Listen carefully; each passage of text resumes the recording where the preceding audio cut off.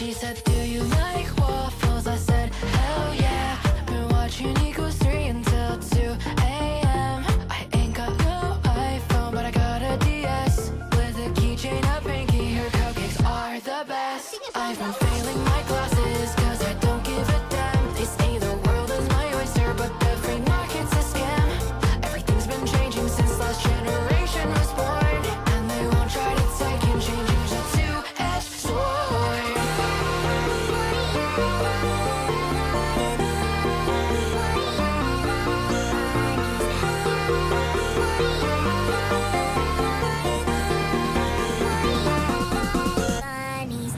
I'm the antonym of the internet, still cleaning up the viruses that you had left. I think I'm falling in love again. Don't stop until you. I'm the antonym of the internet, been fighting on new grounds over if my love is valid. Fuck the cynicism, let the colors fly. Don't care, you think it's cringe because it's not your life. It's never too late to fall in love with the world. Your past is not today, so say you're straight with a twirl. Yeah, we've all made mistakes before, that's a fact of life. But once you restate your heart, you'll be just fine. Now with your life, you say it's all mine, all mine. Revel in your friends and hobbies, let your heart speak. When a drifter says some shit, just block that internet freak. I'm the antonym of the internet, still cleaning up the viruses that you had left. I think I'm falling in love again. Don't stop until you.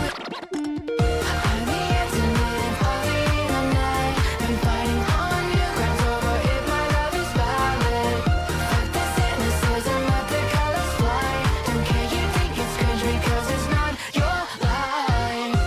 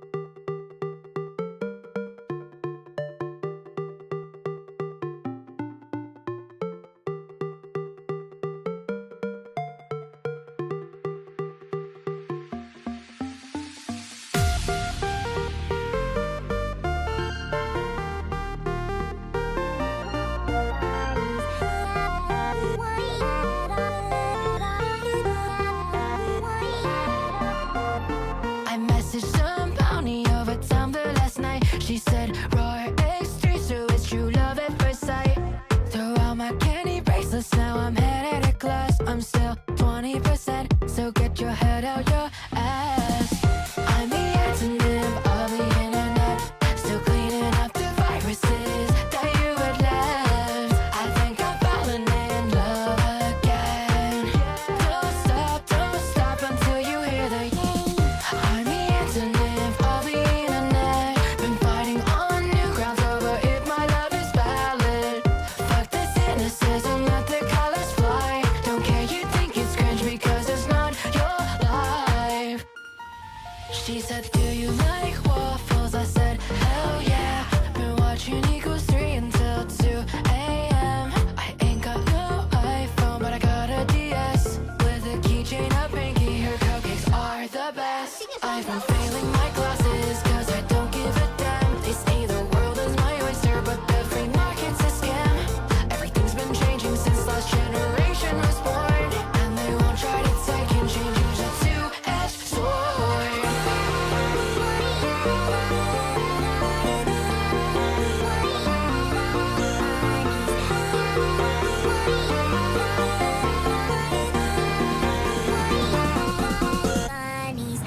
I'm the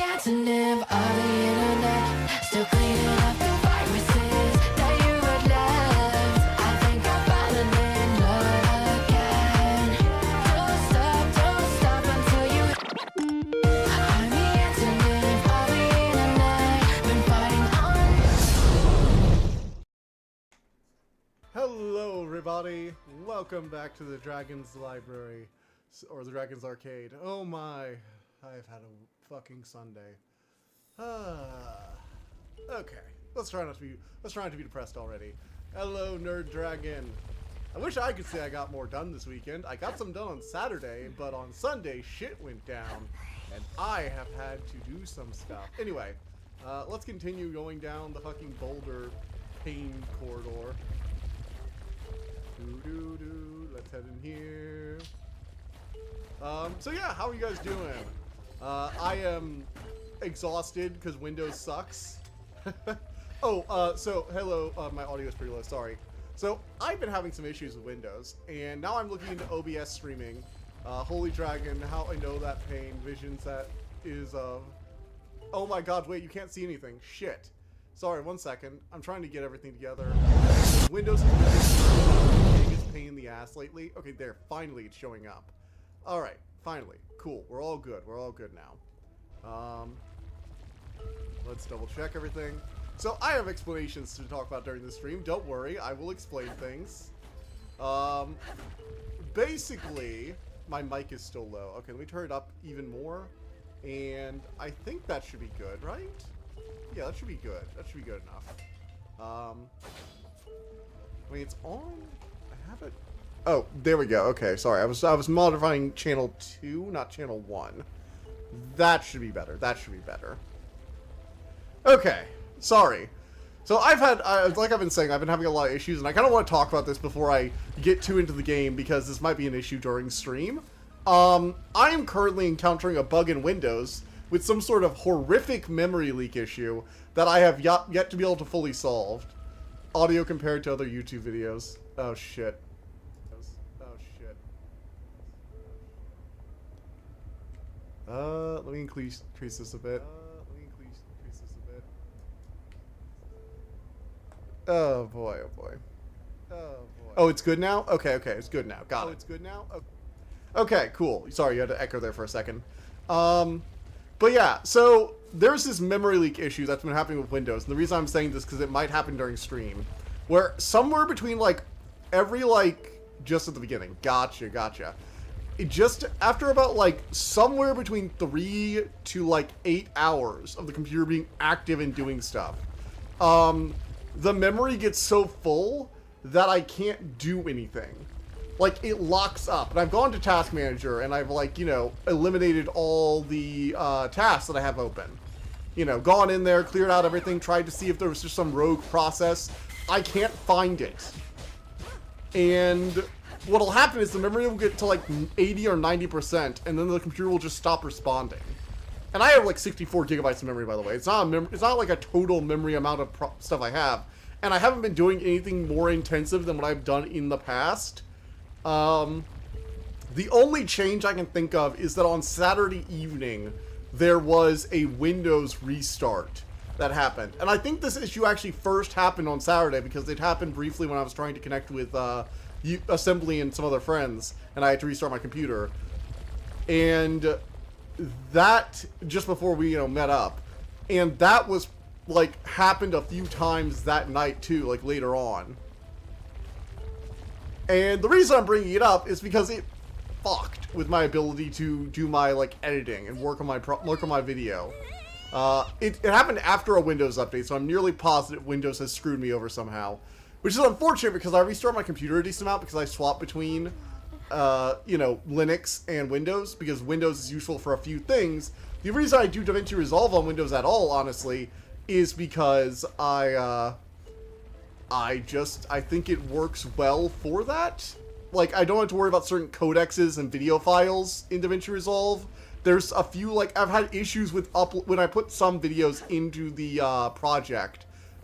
Despite DaVinci Resolve mostly working, there's just some video files it won't decode properly compared to the Windows one. But considering all of that and the fact that my computer kept freezing up and crashing after an hour or two of work, and giving me an hour of trying to get everything back and pull everything back up, and trying to close the damn thing. Seriously, when I say this thing locks up, eventually I realized I had to just hard restart it, because if I hit the restart button and try and let restart via system, it will actively not restart until until it will not restart. It will just like go into like a big endless loading screen, if that makes sense. Which sucks. Oh shoot. So I am currently even more tempted now. I think honestly it's gonna be kind of funny if Windows is the reason I end up completely going to Linux full time and not doing this weird back and forth thing as much. If Windows itself finally pushes me off of it entirely. The issue is my Linux partition was not made to the size of that I would need for a Windows one, or to my Windows one, which means I can't hold a ton of files there. It took me a while, and I've been clearing off the files yesterday, trying to make room for the project with a lot of like because I have like movie files and stuff like that, and lots of video files for the thing, and lots of asset files. And I also have a bunch of plugins, and I'll have to reinstall those. It's a lot. So it's not just like move project over. There's a lot of other stuff I had to move. Wasn't Windows doing that anyway? It was, but it was at least functional for short-term applications. Like I could pull up DaVinci Resolve, do that, and work. And now it's just like, okay, so the only reason I use this now is OBS and DaVinci. And like one or two Windows applications that don't have a Linux alternative, like this like WAD character thing. But I could do the WAD thing on like a VM or on Proton if I really wanted to force that, or like Wine. And the other stuff is just so frustrating at this point that I'm like, if you can't even do the one or two things I want you for, Windows, then I might just need to get rid of your partition altogether or severely reduce its size.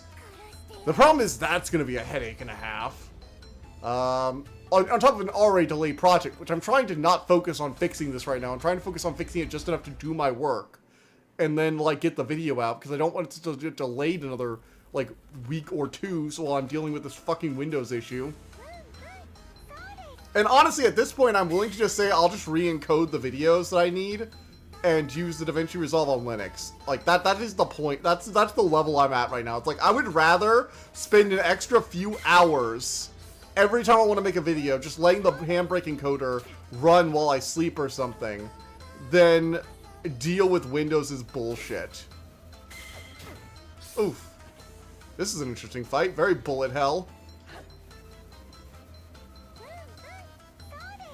Ow. God, frickin'.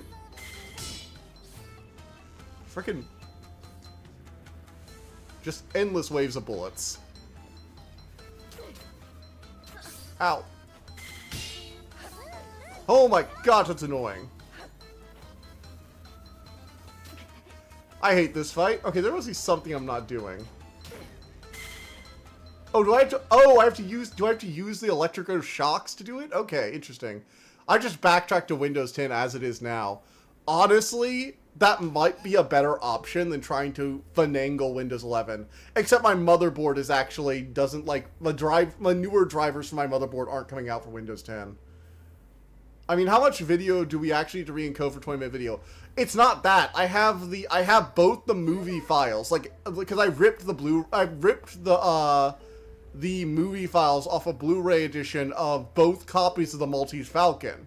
So I have the entire movies that I'm taking for clips. I use Scene Detect in DaVinci Resolve to grab the individual clips. So it's not as simple as like don't get me wrong, the actual total amount of footage I'm encoding is probably under 20, actually, no, it's definitely under 20 minutes. It's like probably around like somewhere between 10 and 50 minutes of footage total between the two movies. It's just that it's spread across the entire movie file. I would have to like go in, clip it out, and export each of those individually. No, it's not the file size, or, oh yeah, I guess I could re-encode it. I mean, they're already encoded below 1080p. They're like 720p, because the footage that they were working with already wasn't high enough resolution for it to matter.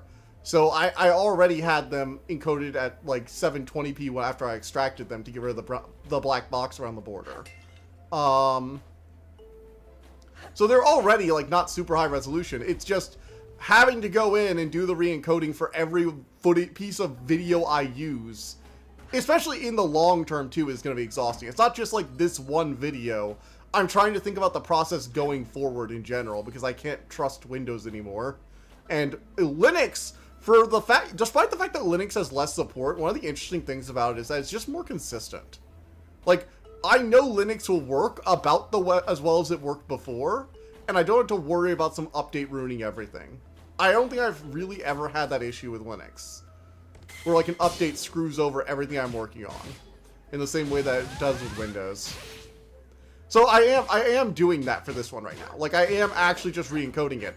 My thoughts are not for this video specifically when it comes to the re-encoding thing, because I've already done that. I already, in my desire to move over to Linux, I already re-encoded both the videos into a file format that it can accept. I just turned them into basic MP4s. So that worked out fine. It's just, I'm worried about how you do this now with all future footage I need, which could be a bit of a pain. Ugh. I hate it so much. And I don't blame DaVinci Resolve. Apparently it's some sort of like copyright or proprietary software thing. Like, sort of like how NVIDIA gives shittier drivers to Linux, I think. I'd have to go double check. All I know is that some video files, specifically MKV, it's specifically the MKV format, I might add. Like, MP4s generally work pretty well, and I might just, when I extract videos from Blu-rays in general for that, and I'm re-encoding them to start, I might just, like, go in and, you know, just, like, turn them into MP4s and save myself some time. The only reason they weren't already like that is because I was setting them up for use in my Plex server, and so I wanted to keep them in a file format that let me keep a lot of subtitle data and high-quality footage. But that's not a huge issue when I'm just using it as B-roll. In fact, lower quality footage is probably less likely to give me copyright strikes, so that's probably better for videos anyway, to be honest. I'm just pissed because I'm having to move all the files over to Windows. Now, it is made a lot easier by the fact that I have Nextcloud set up on both my Linux PC and my Windows PC. Once I had both those set up, I just had to move. I have a folder created for moving things over to Linux really easily. It's just, it took a long time to move a bunch of video files in a long timeline with a lot of different assets and fusion effects. There was a lot of files for it to move, and that took a while. I ended up doing like a backup from the DaVinci project and restoring it from there. It took a bit, but it worked. So all of that turned out pretty well. I have it available to run on Linux now. Like, I can run it. Currently, I have the video files encoded. I have the stuff working on the Linux version. I just need to make sure DaVinci Resolve has the add-ons I was using again. But that shouldn't be a problem. I have all those in a big old folder, and those are version compatible from what I understand. And the ones that aren't, I can go grab off the website. So that's what I'm going to be doing, like probably tomorrow a bit, is trying to make sure I have all the plugins reinstalled, everything set up right on Linux. And in the future, once I'm done with this video, I'm probably going to reinstall my Linux partition as on like a larger drive. Currently, I have it on like a 500 gigabyte drive, and I've had issues where like the secondary drives I have partitions on don't immediately register. So like I have to enter my password in order to log in. I haven't been able to get around that on Arch. So I will either be fixing the Arch, like do a full reinstall, make sure the partition is larger, maybe even reduce the Windows partition, or I will go in and like move over, choose my final version. Essentially, like, this is really weird too, because my computer, I moved to Linux, and I do use Linux for a lot of day-to-day stuff, like most of my internet browsing on Linux. A lot of my gaming is on Linux now, actually. Whenever I'm playing games for free time, I'm often doing it on Linux. A lot of the time. The only recreational game I have mostly been playing on Windows has been Baldur's Gate, if I want to do like a little bit in that, and Disco Elysium with Fred, because I was on Linux. I was on Windows already those days because I was editing. So without that, though, I'd probably be playing Disco Elysium on Linux too if I can get it to run. And I assume it can because you played it, and your computer's mostly Linux, so it should run just fine there. I'll have to double check that, make sure my save file moves over. But yeah, I think Windows. This is the moment where like I was already mostly on Linux, and now I'm moving even more on Linux. Heck, my handbrake encoding is finally working on Windows on Linux. Like I got that working 2 months ago. Did I ever mention that? I got Handbrake, like, to output files without the issues. Can you play Baldur's Gate on Linux? You can play Baldur's Gate on Linux. I have a bunch of mods, including a bunch of mods that are not installed through the Baldur's Gate mod manager. They're installed through, like, these third-party mod manager. Oh, can't run very fast, so I couldn't catch up to her. Can you tell me where she went? I think she went into the room up ahead. Please help me, nice shrine maiden lady. It's a very modded playthrough. Like, if I played Skyrim again, I also probably play it on Windows because, or at least a Windows emulator, because it's, I play Skyrim extremely modded, and I play Baldur's Gate extremely modded as well. And I'm sorry, Fred. Modding a PC game, especially one that was mostly built for Windows on Linux, sounds like an actual nightmare. I will put that aside. Thank you very much. Wow, this is literally like a thing. This is the little shadow diver thing is even like something from Demon Slayer. I wonder if this thing was like directly inspired by Demon Slayer at all.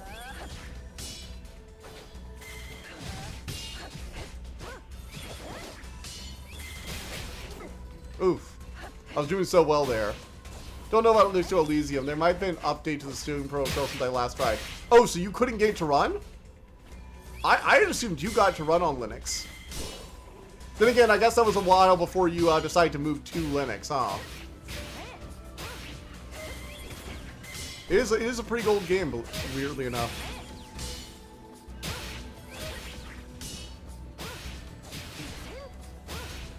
Alright.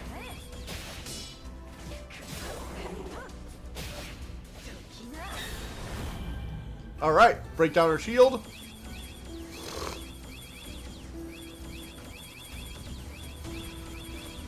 Okay. And slash, slash, slash, slash, slash, slash. I was playing Castlevania, Lament to the Innocent. TDL, you're missing the fuck out, let me tell you. Oh, I imagine.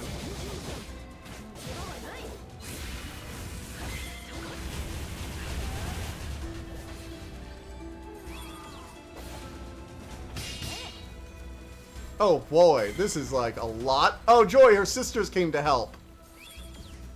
Look at them go.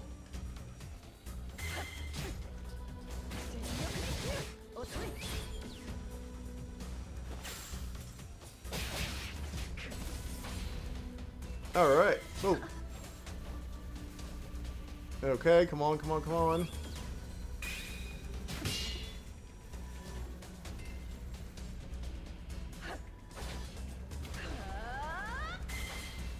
Oh my god, will your shield fucking break already?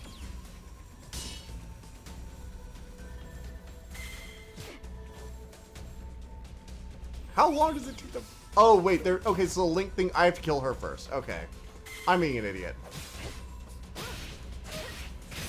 Alright, there we go. That should do it. And that deals with the shield. Okay, I was like, why are the shields not breaking? It's like, oh, it's because of the fucking Link thing. I will say this does do the stylish gameplay thing of like make your character look like a badass until you get hit. I was using a 11x displacer. It might work better on Wayland. Lots of games to do. Okay. Okay. Lots of games to do. All right. I might try that. But yeah. So I was really annoyed though because I essentially spent my entire day troubleshooting and moving files over and like reformatting shit and preparing shit. Instead of finishing my fucking video, or at least getting, like, more of it done. You know? Ugh. Windows, I swear, every time I think, you know what? I use Windows for these things, and it still does at least these limited things well. Microsoft is just determined to prove me wrong. They're just determined to ruin whatever possible thing I could possibly want Windows for. You know? Watching this game gives me Samurai Jack vibes. You think this is accurate comparison? I played Jack something. Honestly, yeah, I could see Samurai Jack for this. Although I think there are definitely better games for like Samurai Jack style. Like, I know it's an obvious one, but Sekiro definitely gives me Samurai Jack vibes, especially with the way like the critical attacks go off in that game. Oh, so good. Although I will say the slashing thing where you do like where you use the joystick to form the rune out of like laser beams. That's just sick, and I think it's a great quick time event. And I wish more games would do stuff like it. But yeah, so this is me essentially removing myself even more from Windows. If I end up streaming from Windows eventually, from Linux, I'm going to scream.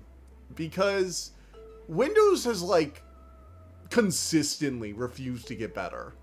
You know, because it used to be we had ups and downs, right? We had these cycles of Windows getting shittier, and then they realize their mistakes and they backpedal, and they go chase after the newest craze, and they get shittier, and they backpedal, and they go chase after the newest craze, get shittier, backpedal. You know, there was this kind of ebb and flow to how Windows worked out.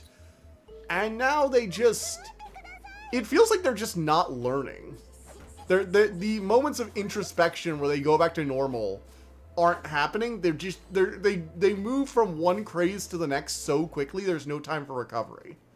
And that is disappointing because so much of our digital infrastructure is based on Windows. Like, so much of it. And I'm very glad Linux exists. I'm very glad the entirety of the internet is not run on Microsoft servers, because that would suck. Like, I don't think people understand how grateful they need to be to Linux.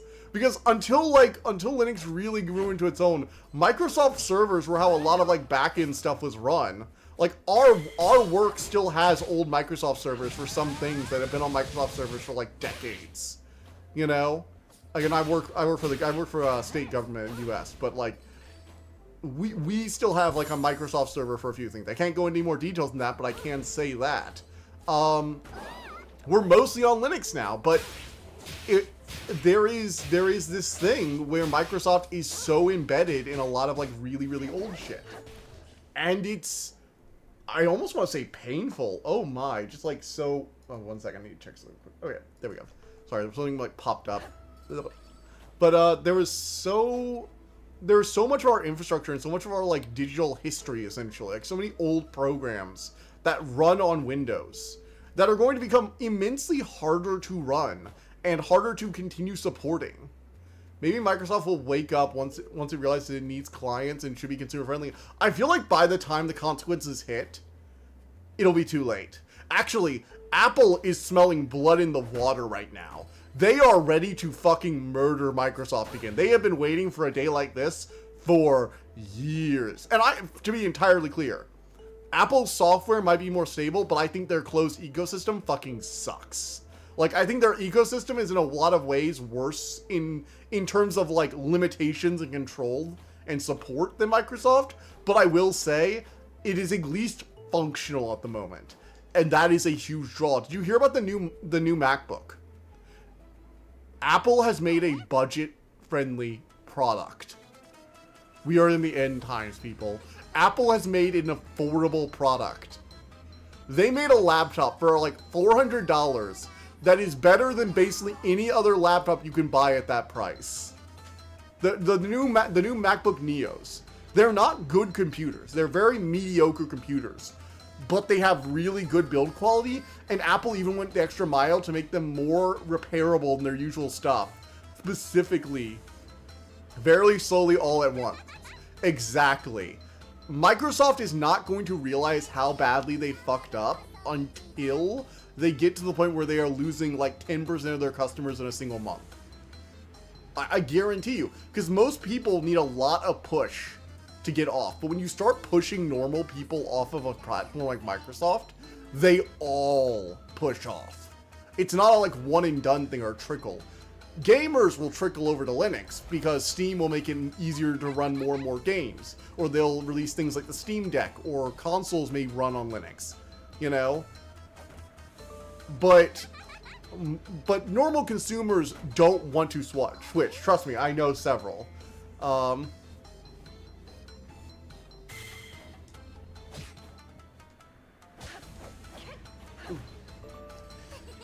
And Apple is smelling the blood in the water. They really are. They're like, Microsoft is fucking up like left and right. Linux is still not yet in prime time.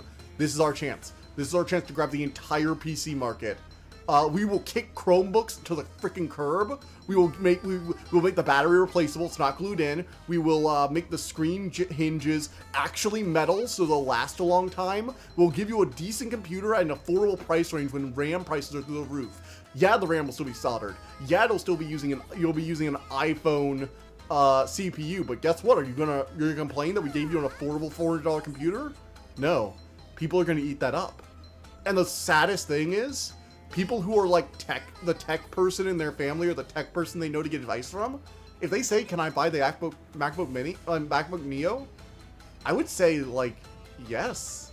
If you don't need Windows applications, if you mostly use it to browse the internet, or you have like a few applications but you know they're on Mac, I would say grab it.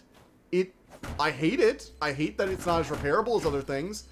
But if you're looking for a budget computer, if you're not looking to buy like a framework computer, and you're looking for something budget, it is extremely tempting. Even as someone who specifically does not like the Mac ecosystem. I say this as an iPhone owner. I hate the Mac ecosystem. Mostly because I don't plan on doing an iPhone in the near future either. But, you know, recent events have been changing my opinion because I'm not sure where to go aside from maybe a Linux phone. We'll see. Because Android is looking just as bad in a lot of ways, but we'll see how that plays out in a few years. That'll be a few years down the line. But when it comes to the MacBook, it's probably one of the best budget computers for like 400 or under or whatever that I think is out there at the moment. Are you going to use the same phone as me? I don't care as much about a headphone jack as you, so probably not. Because that was one of the major things that changed your opinion on which phone you got.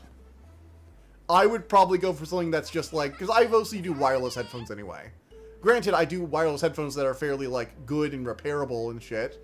Like when a stem broke on my Sony WH like whatevers, I literally repaired it using like a clamp add-on and just screwed it in place. I fixed the plastic breaking. Oh god, my wing. My wing is blocking my face. I mean the Pro version. I might. Maybe a newer version, so it has like better chip or a better battery, because I do care about those things, because I use my phone. I'm a bit different when it comes to my phone. I use my phone for like a lot of applications and shit, on the go. Like it's almost like I don't even want to say laptop, because it doesn't do a lot of things I'd want with a laptop. But I use it kind of like a mini laptop, basically. You know, I use it to access my server remotely. I use it to run certain applications. I even use it as a small monitor to type. If I have a keyboard with me usually in my bag, and I can use it to type out or write stories or scripts or stuff, or write down notes. So, you know, I generally use it as like a note taker or organizer as well, or, you know, like a laptop would be. I might buy the Pro version, or a newer version of the Pro version. We'll see. We'll see. But yeah, so that is basically what I think is happening. I think Microsoft has completely lost the plot.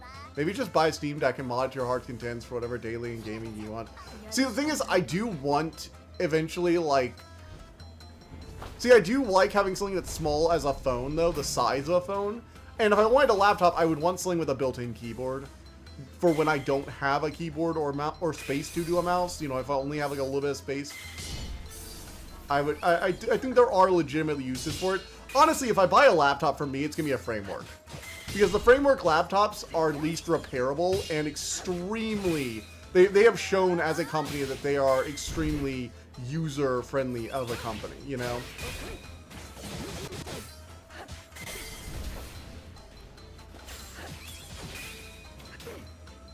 Ooh.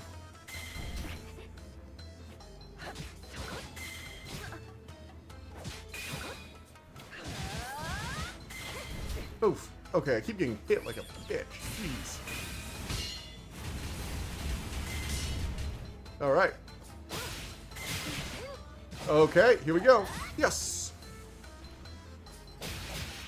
Alright, here we go, here we go, here we go. Yes! Freeze in place. Backslash. Get up.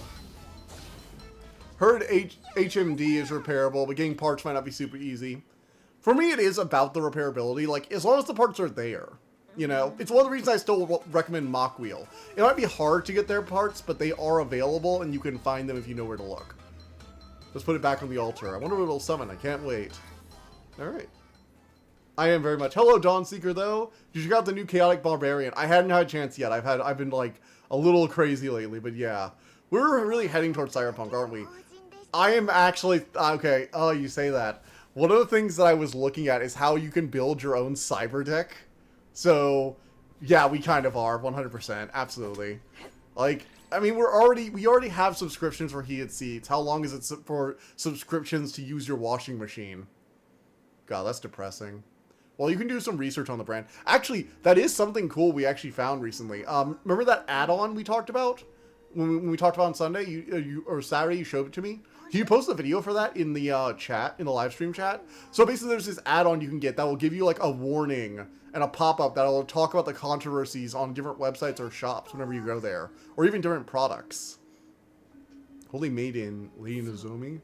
Connected to the full Minora, she sends people to demonic realms. They call her Holy Maiden. She must be our target. Cool. There's an add-on for like Firefox and Chrome where you can essentially... It's basically this like wiki of all these different corporate controversies, and whenever you go on a website, it will literally give you a pop-up reminding you of all the shitty things they've done, so you know when you're on a site that you probably shouldn't support.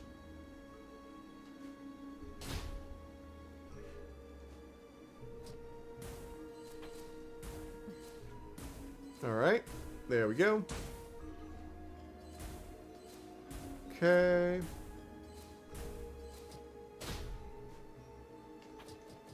Oof.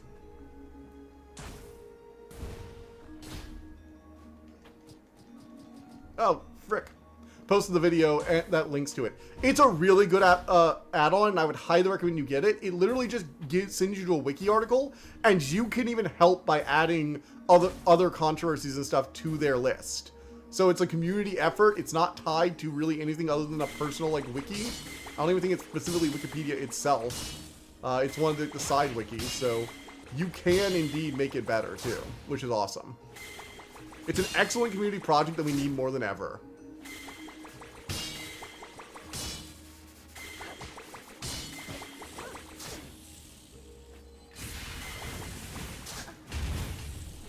Oof.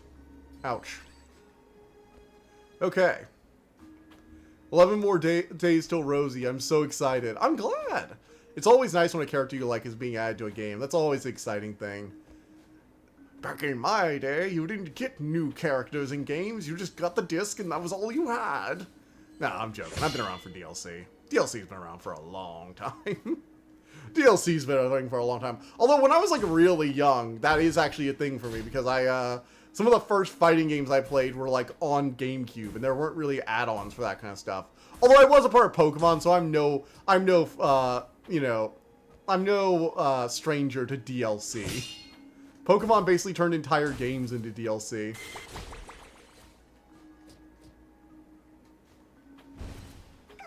You know, it's weird though, I do miss the third game that had like a general... I miss Pokemon back when they did the 3 games. I think people complained about it, but I think it actually worked really well for Pokemon.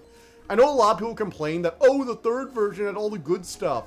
But it's like, the third version refining issues from the first 2. I know we don't really need that now that we have like patching, but it was also really nice because it had the whole, you know, trio vibe. And yeah, some people said it was like, you know, charging you for like a few updates or whatever, but it was a really cool concept, I think, because the games could be drastically different sometimes. You know, like Emerald was very different. I only ever played the third version, yeah.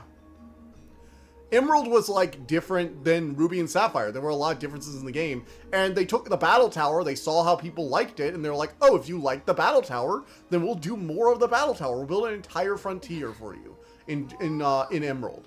Or like Platinum, how it got like the reverse world segments, because to give you more of the, you know, Arceus, you know, creator of the universe plotline or whatever. Like there were these like little additions and build up to the story that what they allowed them to do, and build on not just what they thought people would like, but what people actually liked. You know? I don't know. I personally really enjoyed the third games. They were always my favorite ones.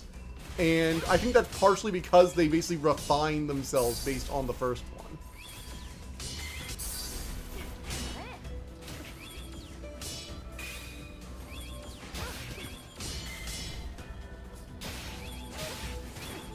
Ooh. All right. Let's go, go, go, go, go. Kill him, kill him, kill him, kill him.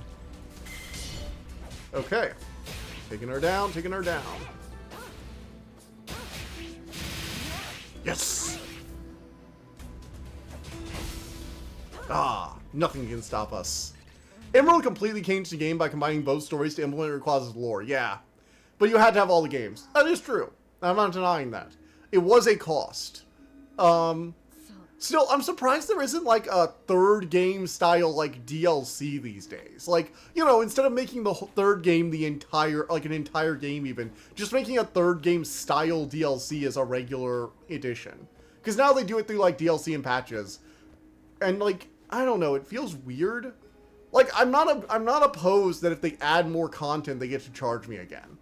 I actually hate Pokemon's thing of having 2 versions for the first set more than I hate the third one in general. Because the third one at least usually gives you more or newer content. And you still liked having the old ones because they still could give you unique stuff. Like Ruby and Sapphire have some areas like the original Battle Tower that the Emerald just doesn't really fully have. Or at least implemented differently. Black and White is where things start going downhill. It is, but it's also not as like hard of a drop-off as some people think. Black and White, in retrospect, was pretty good. It is actually where I started falling off as well. But when I actually think about it, Black and White isn't where I started falling off. I was actually very much into Black and White, and I think a lot of people were, even if they've forgotten. It's more that, like, once Black and White was done, we had kind of seen a bunch, you know? The Pokedex was getting really large, and honestly, after that, they implemented fairy types. That's where I think everything went downhill, but that's just me as a dragon lover. Fuck fairy types. Fuck the Fae. No, they do not deserve their own goddamn creature type. They could sit with normal creatures. I don't know, I went from Heart Gold to Pokemon Sun. See, that's my opinion too. I'm a filthy dragon lover. Yeah. The times have been a-changing. Although, to be fair, we also have Steam sales at, like, insane lows now. Like, there are some games you can get for $10 or $5 on the regular. Like, kind of sale. Like, for all that we've lost a lot of, like, the sales for console games, when it comes to Steam games have almost become, like, the better ones. Because, for me, finding PC games was a lot harder, especially used, than console games. And now, console games are the things that are, like, super expensive, and they're not, like, cheap anymore. And PC games are just, like, beyond cheap. You know? God, I still remember, like, going through the bargain bin. You know, I got Smash Brothers Melee for, like, $10 back in the day. I bought a GameCube used for $30. I bought Double Dash for, like, $20. And I applaud them for the risks they took with Black and White. But after Black and White is when they started to take less and less risks. Yeah, again, for me, my drop-off was the fairy types. I joked about it with my friends a bunch, but the Executor just looks stupid to me. And a lot of the rebalancing of it, I bought X. And I don't think I think I might have finished the main plot, but that's about all. That's about all I did. I finished the main plot and I was like, I'm good. And for understanding, before this point, I was the kind of person who tried to complete the Pokedex. I didn't complete the Pokedex every time, but I most of the time at least completed the regional decks and started around with, like, the trading, you know? I had Leaf Green, I had Heart Gold, I had, you know, I had Leaf Green, I had Heart Gold, I had Ruby, Sapphire, and Emerald, because Gen 3 was, like, iconic to me. Fuck you, Alolan Executor is cool as hell. Agree to disagree, Fred. Agree to disagree. Oh, shoot. Agree to disagree. I think it looks stupid. That's my opinion. But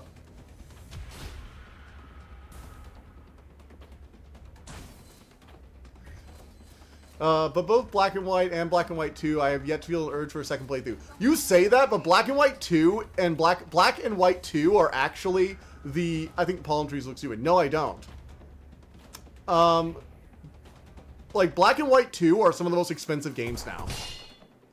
Legitimately. There's some of the games that are, like, the most sought after outside of, like, Heart Gold and Soul Silver. Damn it. Wait, I'm gonna just, like, fallen on an invisible platform? That's hilarious. Then square that circle. Look, I don't think it looks like a dragon. They just gave it like a super long vertical neck and called it a dragon type. If it had been called like a plant, just like a plant type, or I don't know, what, like plant normal or something like that. Not plant normal. If they actually, yeah, if they just like gotten rid of the psychic typing, I'm nearly positive. Executor is a psychic type, right? They just gotten rid of the psychic typing and just like made a full plant type or something. Like it's leaning into its egg. It's like leaning into being a tree. That would be fine. But I'm just like, it's not a dragon. They gave it a tail. That doesn't make it a dragon. And yes, I know there are a wide variety of ways you can look like a dragon, but that one is, that one was just, I'm sorry, no. Well, then I could make a good money because I got all 4 games. Nice. I have the entirety of Gen 3, most of Gen 4. I had Heart Gold, and I don't know where it is. I still have the Ho-Oh statue that's missing a leg, because I got it on pre-release, because I was a kid, and that was like the one game I got new that year. When I was a kid, I got like a single game new. Everything else was used, unless somebody else bought me something for like a birthday. Most of what I got, though, ended up being used. Even birthday gifts, honestly, because it was just cheaper to buy it like that, and everybody knew that I didn't care if it was used or not. So, you know. But I would buy like 1 or 2 new games a year, and Pokemon was usually what it was. And when Heart Gold and Soul Silver came out, it was one of the only times I ever actually like full on was at the GameStop the day it released, kind of pre-order. And I got the Ho-Oh statue for doing it. But that was back in a time where Pokemon was still doing cool stuff, and I enjoyed doing it. I got Pokemon Platinum. That's not what I would sell. Oh yeah, don't sell your Platinum game. Platinum is by a wide margin the high point of Pokemon as a game series. Like, there's not even a contest for me. It's just Platinum. Platinum is peak.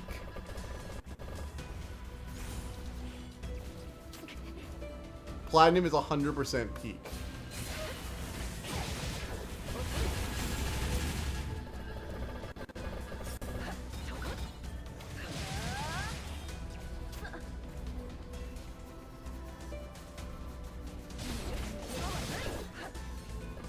Alright, come on, come on, come on.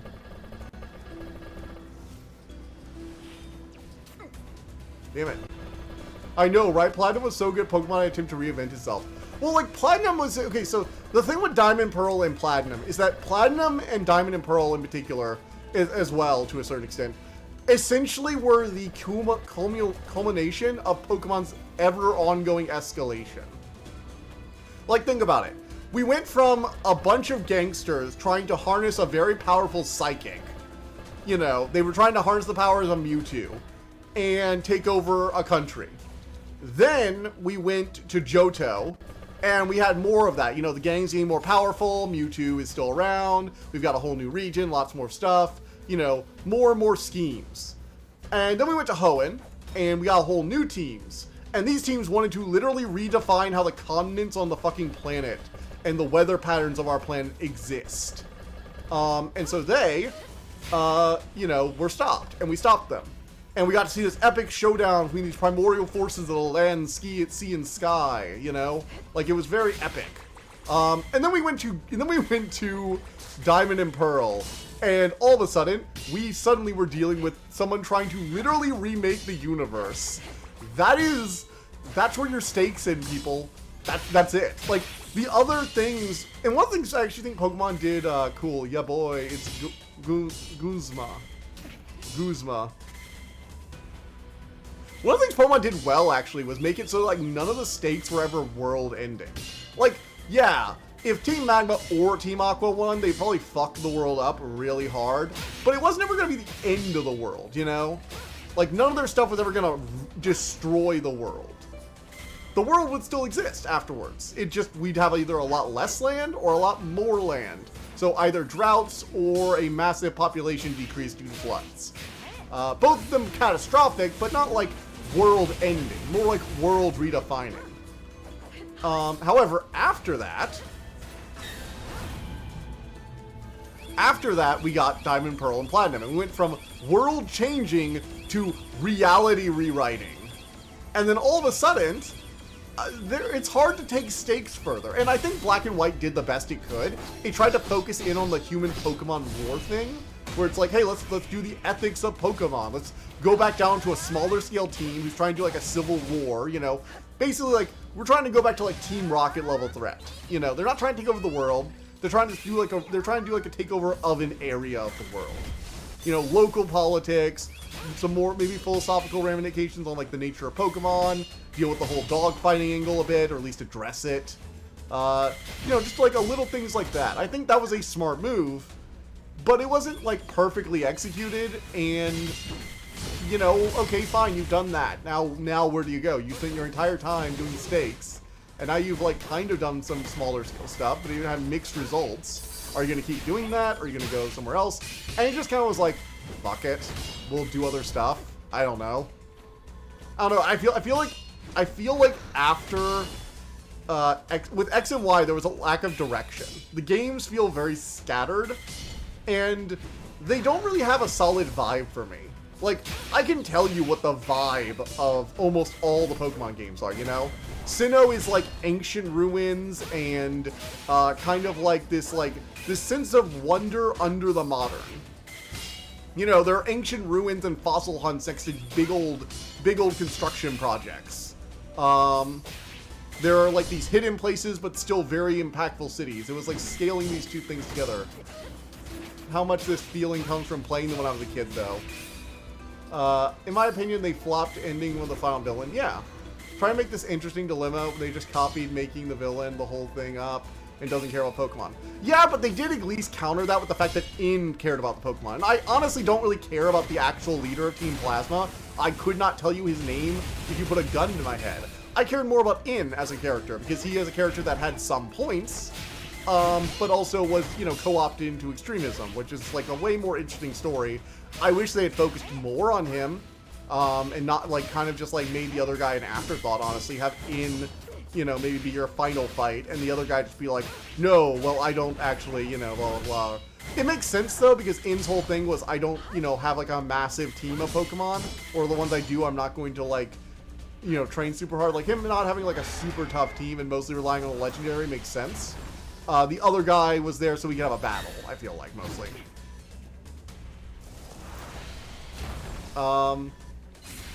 X and Y, though, just, like, they don't. Like, Hoenn is definitely the island. Like, Hoenn is all about the water and the terrain, you know? You're diving beneath the waves, you are climbing over mountains, you are going into the sea, into islands. One of the gems is literally just, like, this hidden cove island, where the gem is sitting on an island in the center of a lake inside an island. The water themes in island theme in Hoenn is very strong, and I love the aesthetic.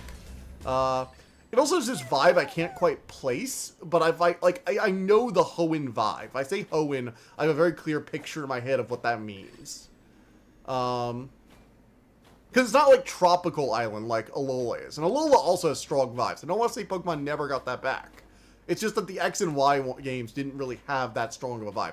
Alola has a remarkably strong vibe. For all that I dislike the Alola and Executor, I think Alola has a very strong vibe, all things considered. They try to make things interesting. I don't know how much they care about Pokemon. Yeah, it is a thing. And, like, Kanto is just, like, Pokemon to me. Kanto doesn't even have, like, a vibe specific. It is just Pokemon's origin vibe, if that makes sense. Like, it doesn't need something specific as much as it needs to just be Pokemon in its purest, unadulterated form. Like, this is Pokemon without the mods, you know?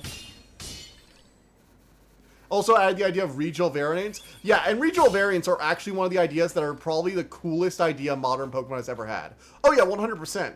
Because they already liked bringing back old Pokemon to fill out the roster anyway, and it was getting really exhausting having to make, like, 100 brand new Pokemon every time.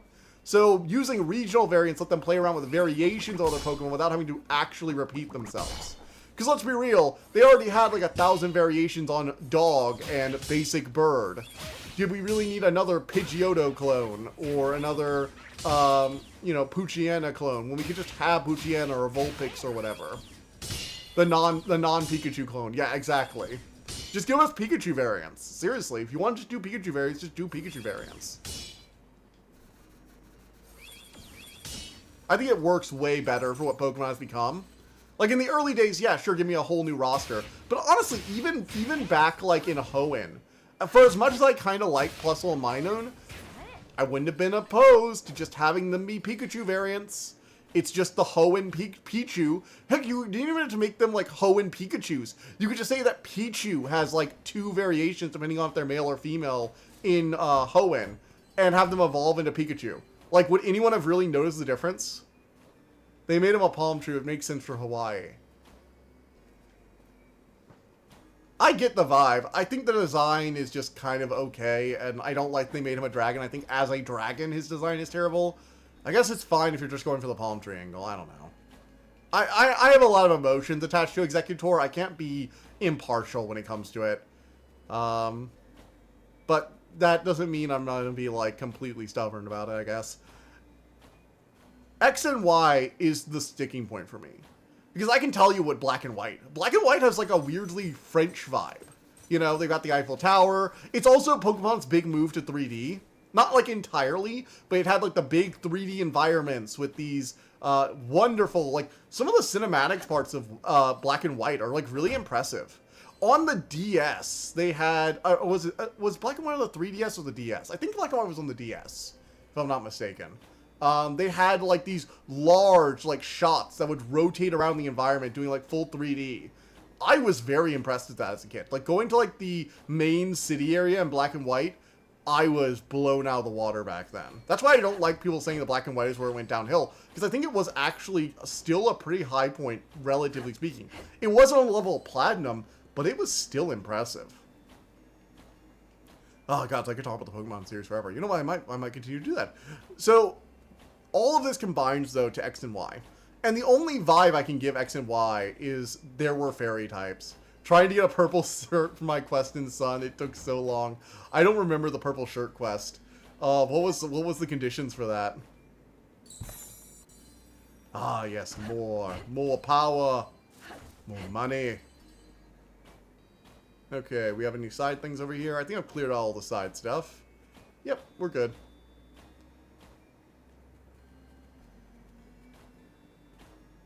God, when dashing is slightly faster than running.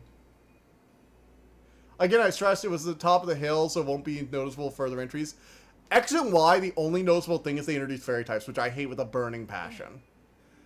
I think that they just needed to introduce, like, more steel and better ice types. Like, I still say that their ice types were some of the worst Pokemon in the games. Ice types were generally pretty bad, and they didn't do enough to, like, actually try and make the Pokemon who were Dragon's weaknesses, which is, like, steel and ice, powerful enough, so they're just like, let's just make fairy. Just give them a full-on immunity. Because the Fae can kill the dragons, right? That's normal. Fuck that shit. Fuck that shit. I am not weak to fairies. I refuse to accept that reality. I'm a goddamn magi, and I refute consensus. I refute consensus. I will go live in a Horizon world where the fairy type was never created. Everyone thinks it was the ghost of the holy maiden of the full moon. Her strong emotion is trapped her here. Okay. So we've got, like, this, like, cultists that are basically being run by demons at this point. She who gives herself to save the world with deep compassion, and your wishes will be fulfilled. Even their lives to fulfill a certain wish? What a frightful way of thinking. Boom. Rumble, rumble. Team Purple at the dye houses. Yikes. There's a hidden patches under the statues, so suspicious. What were they hiding? Well, they were hiding demon worship, clearly. Point I said I'm done is when they showed X and Y legendaries. Actually, you're not entirely off there. You wanna know what one of the thing I mostly remember about X and Y too? It's not even just that. They had a third one, you know that, right? Zygarde? Zygarde was essentially not a thing for so long. Like, the only way you could get him was through hacks. For so long. It's where the catch them all thing finally broke. It wasn't the Switch games. It wasn't Alola. It was X and Y. Because X and Y were the first games where you could not catch all the Pokemon. You could not even catch all the new Pokemon in their things. Touch them. We're being sucked in. Some strange dimension. I touched an archdemon up ahead. Because people calling what spirits act unusual. Go take a closer look. They are blatantly unfinished games, and it's when they stopped doing the third one because the games were so bad they didn't want to make a third game. They wanted to just start over. Which, don't get me wrong, Alola is that was objectively the right move in a lot of ways, because Alola was actually... Look, for all that I dislike Executor, Alola was definitely a major step up over Black and White. It wasn't a full return for me, but it was definitely a moment I'm like, you know what, I enjoy this. I don't like Executor, but I like regional variants, and I think the games have actually like a fucking identity again. So, you know what, I'll live with that. I'll live with that a bit. We'll live with that. I don't think it was like a major step uphill, but I think it was like a claw back to where they were kind of thing. Just a bit. At least to start.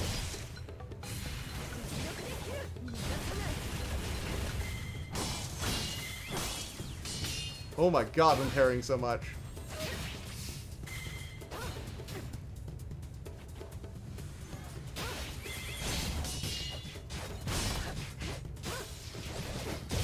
Oof.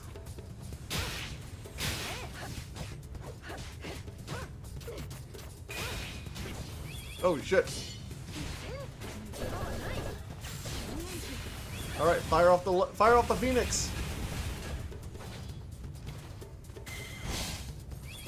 Oh, frick.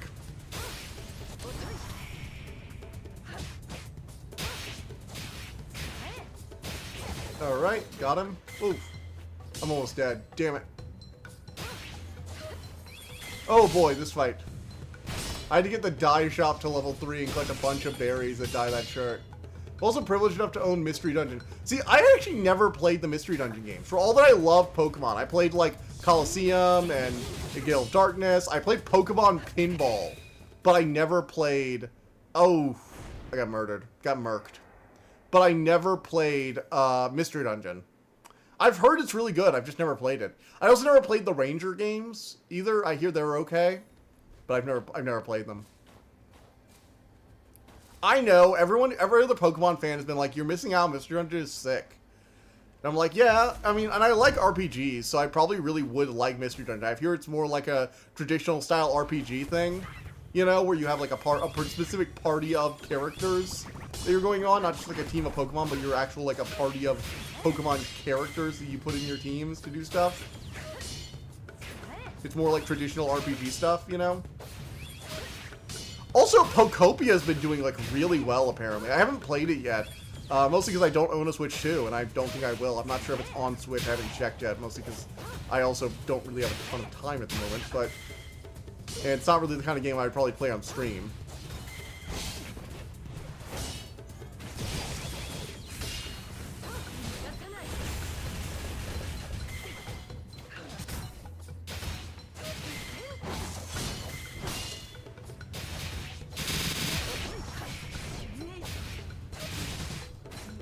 Alright, slash.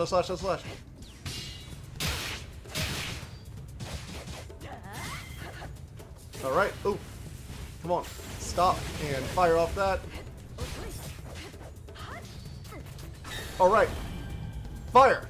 Yes, remember playing one of the Mystery Dungeon games. It was fun, but I was very bad at it. I don't think I ever got out the first story mission. Explorers of the Sky is what I consider the best Mystery Dungeon, sort of like how Heart Gold and Soul Silver were the last best remake games of the older generations.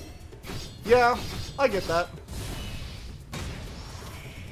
Although, you gotta admit, Leaf Green and Fire Red were insanely fun.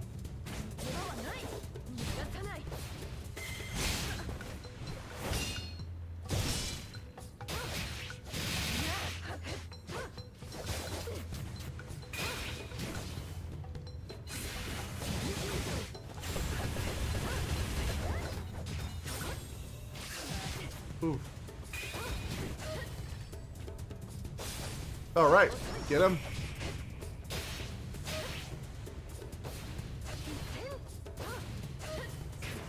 Oh my gosh, this fight just keeps going on and on and on. Jeez, okay, it's a challenge level, got it.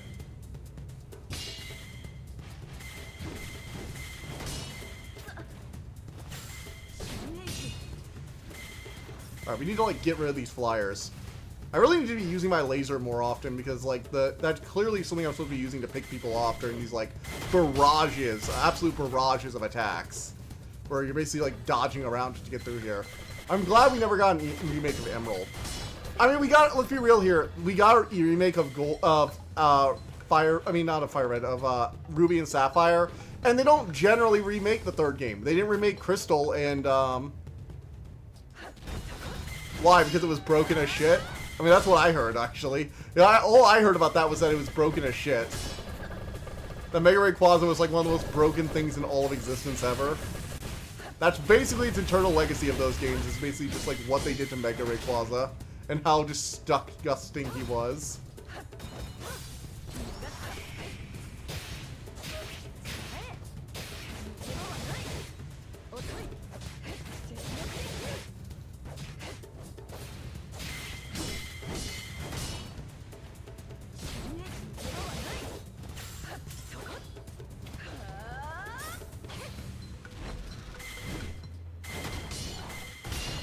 Alright. Summon the Phoenix Force.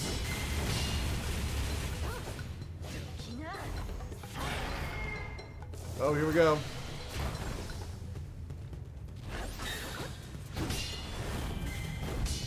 Oh. Block, block. B. That is still so cool.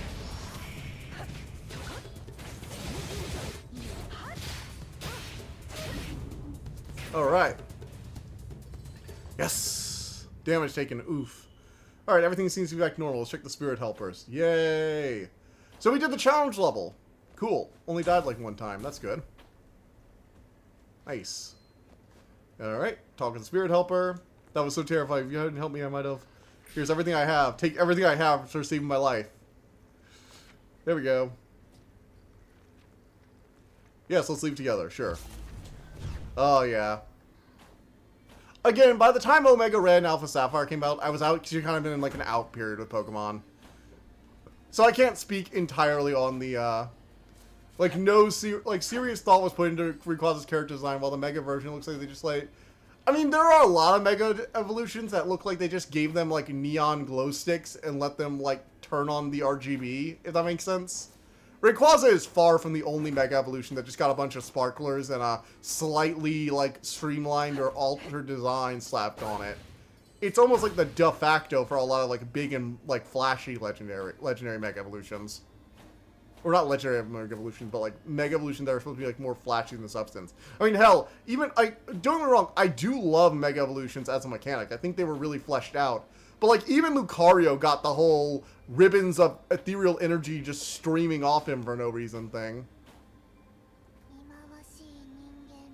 So I hope you get trapped here forever.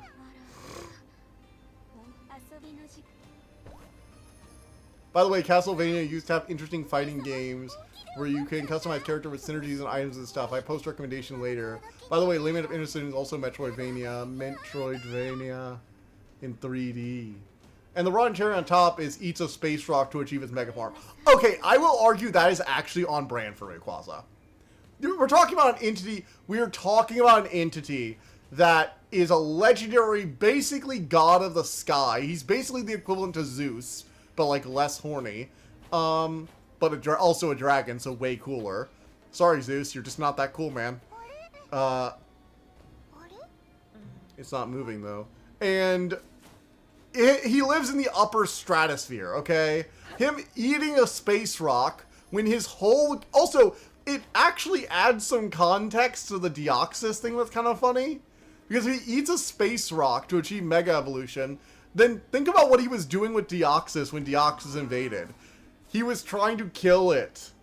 He was attacking the space rock. Like, it makes sense with his character. For everything we know about Rayquaza, him evolving because space bullshit makes sense. It does. It legitimately does. I'm sorry. And they had already tied Mega Evolutions to stone, so what? Do you want it to be a stone on a mountaintop or something? No, it doesn't. Rayquaza has major ties to space, and they had established that Mega Evolutions are triggered by energy-infused stones. It makes sense as much as any of the other Mega Evolution stuff does. in my opinion. It has no ties to the sky. Yeah, but he's not just the sky. He's the stratosphere. He's the border between the sky and our wider universe. Like, there was a whole movie and rivalry thing with Deoxys that got added into the lore over time. Like, that's a big visual they lean on now, is that Deoxys and Rayquaza are kind of drifting in the in-between area between space and our atmosphere. It's the part of our atmosphere where sky is so thin that there's not really breathable air. He's basically in space. And he's, like, charged at Deoxys on the reg. Like, there is a connection there. And I know that's not maybe what you prefer, but I can't say it's not without basis. True. But he does have ties to space. Just very vague ones, but they're there. Also, from like a primordial myth standpoint, most gods of the sky were, you know, the gods of the sky. Like, mythology-wise, if you're looking at that, they kind of just were everything. Like, Uranos being the sky didn't mean that there was a god of space. It's just the heavens and the sky. Where is the meteor coming from? The heavens. It's coming from the heavens.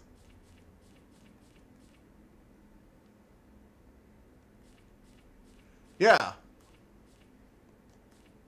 Well, because, like, until very recently, you know, relatively speaking in our history, the sky and space were kind of the same thing to humanity. We didn't really grasp at that there was, like, how the atmosphere really worked, you know? That our magnetic field kept a bunch of oxygen really, or the gravity and magnetic field kept a bunch of oxygen really close to our planet, and that we were, like, protected from the harmful rays, and that there was something different about the vacuum of space. That's a relatively new phenomena, and the stories of Groudon, Kyogre, and Rayquaza are drawing from that mythological perspective of gods of the sea, the sky, and the sea, the earth, and the sky, you know? So I can't say it's completely without it. I get why you wouldn't like it if you're looking at him just like the air god, and I can even see your perspective there. It might have made sense. I'm legitimately not. You can check, but there are, like, examples of this shit throughout mythology, you know? I mean, for fuck's sake, you are walled off. For fuck's sake, Zeus would regularly turn people into constellations and place them in the sky. Like, when in one version of the myth, where Artemis, you know, the quote-unquote infamous myth of Artemis and Orion. Orion would be killed by a scorpion, and for various different reasons, either out of pity, remorse, or because he thought it'd be funny, Zeus turned Orion into stars and turned him into a constellation in the sky. There wasn't a difference to the gods or to, like, ancient mythologies about the sky versus space. You know, a god of the sky could make people into stars, because that was a thing that people of the sky could do. Or gods of the night sky could do it. You know, the moon didn't hover outside of Zeus's domain. The goddess Selene and the goddess Helios would ride their chariots across the sky. They would literally fly chariots through the sky. They had no concept of things like our atmosphere. And so when you draw upon those myths, gods of the sky are, in mythology terms, are generally the gods of space.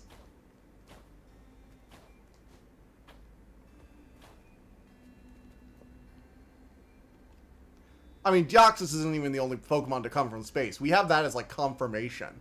Both, what was it, Soulstone and Lunastone or whatever, the two rock Pokemon from Hoenn, both of them are confirmed to be meteorites. Clefairy is supposed to have come from the moon. Deoxys is the alien Pokemon. That's its thing. Like, that's not even like an argument. Deoxys in its original appearance was so different and alien that the scientists who encounter in the movie had no idea what it was about.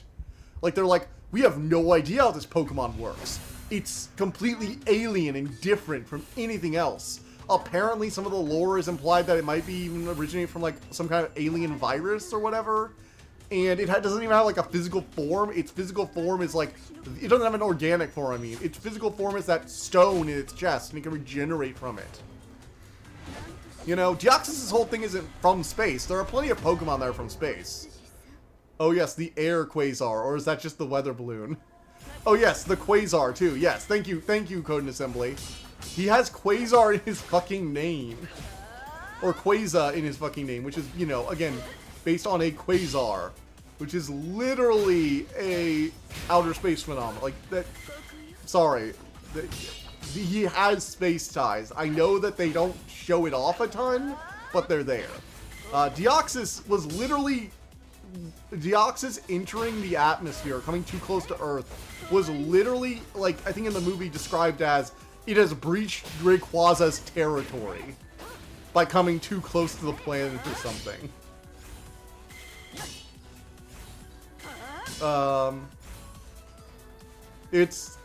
They have a rivalry, yes, but that's because Rayquaza is basically a god, and he has probably not been challenged territorially in, like, forever. Like, he's basically been the king of everything even remotely close to our planet for aeons. With only maybe, like, Dialga and Palkia or something like that giving him a run for his money, and they kind of don't really spend a lot of time in our reality. But no, Deoxys' whole thing is it's the alien Pokemon, not the space Pokemon. There are, like I said, plenty of Pokemon that are from space. Honestly, the duo of Lunastone and Soulstone are almost more of space Pokemon, since they are literally like chunks of meteorite that are sentient somehow.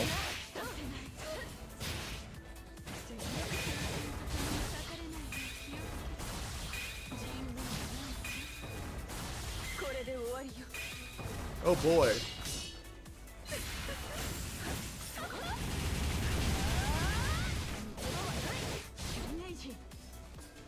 Alright, keep firing, keep firing. When they never showed any of these connections before, I followed bullshit and revisionism. Dude, you can look up, you can watch the Deoxys movie again if you'd like. I've watched it several times, and you can check the lore entries. Literally the Pokemon's name, big guy. When a space, you know, a celestial object is in the name. And, like, I didn't bring up just one example. Like, we brought up the name, we brought up movie references, we brought up other Pokemon being from space, so it's not even, like, a unique thing to Deoxys. We brought up a bunch of shit. Hell, it could just be that Rayquaza was, like, seeing this thing hurtling towards its territory, and after Deoxys, it was like, fuck no, I'm not doing this shit again, and ate the damn thing. Clefable, anyone? Yeah, Clefairy is from the moon. There are, and I know there are some I'm missing. I know there are one or two other Pokemon that I'm missing that are also from space. I know it's not just like those few. They've done it again. Doo-doo-doo.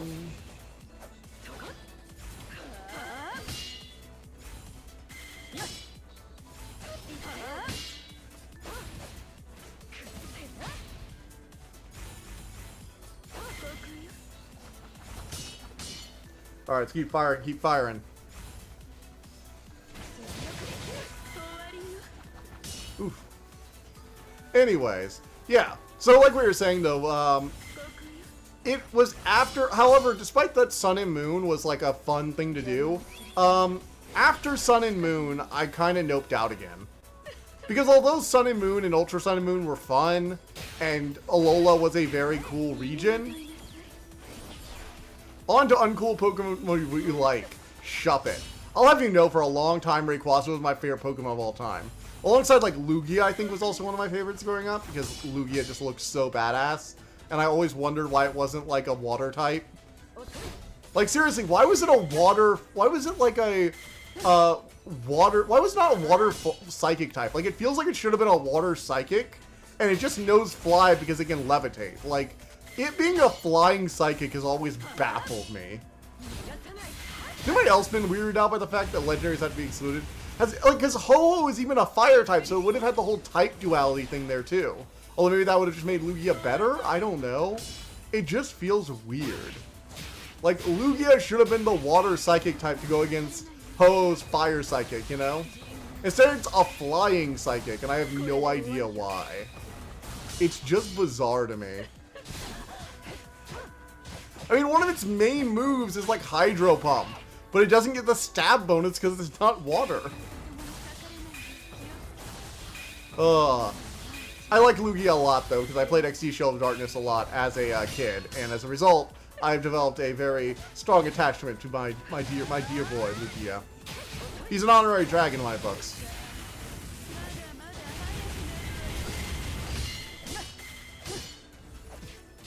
Alright.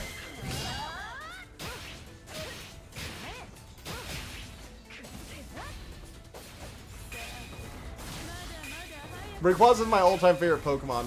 The level of functionality design. Oh yeah, I definitely agree with you about the design. I think that a lot of like the legendary, like, you know, mega design kind of things that get over designed to hell and back are bad. I agree with you about Rayquaza's mega form design. I think it is also over designed and probably could have been you know, toned down a bit. They didn't really need to do all of that shit. I think the original design is still one of Pokemon's best legendary designs. It's very sleek and clean, and Rayquaza is weirdly good for merch. Like, I really want a Rayquaza scarf, because I've actually been, like, I'm requesting uncool Pokemon, please. Okay, uncool. What is, like, uncool Pokemon that we all still like? We can't talk about Lucario, because he's so fucking cool. What are some of my my favorite uncool Pokemon? See, the thing is, I like dragons, and most of the dragons tend to be cool, just in general. I like Gible. Like, not Garchomp. I know Garchomp. Everybody loves Garchomp. Everybody loves Garchomp. Although, some people fucking hate Garchomp. But I actually like Gible, like, on its own. I think Gible was, like, one of the best looking starting forms for a dragon type. It has a really solid look to it. Gible is cute. This works.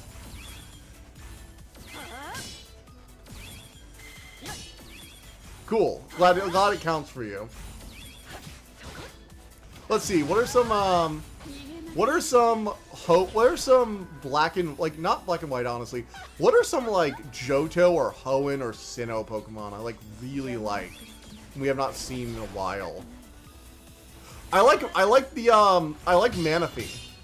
I think Manaphy was a really cool baby Pokemon, and weirdly enough, Manaphy apparently has, I only know this from like an obscure reference a YouTuber made, but apparently Manaphy has had very few Pokemon cards. Not Manaphy, no, wait, not Manaphy. I'm not thinking about Manaphy, oh god, I'm thinking about something else. It's the Manatee, the baby Manatee, Was that Manaphy? No, Manaphy was that was like the King of the Sea Pokemon from that Ranger movie. I'm trying to think what it's called.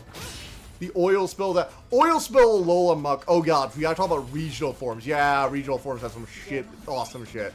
I like most of the Hisuian forms. The Hisuian forms are fucking fire. I love Ghost Typhlosion. Like, hands down. I know Typhlosion is not what people talk about when they're talking about, like, the best fire-type starters or anything, but I love Ghost-type Typhlosion. I love I like basically all the starters, honestly, from the Hisuian branch, when they gave them, like, the secondary weird types. You know, like Ghost, Dark, Psychic, that kind of thing. I freaking love the Legends Arceus game.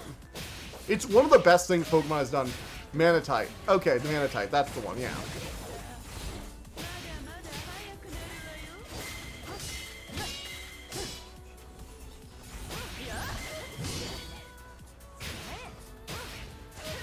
Alright.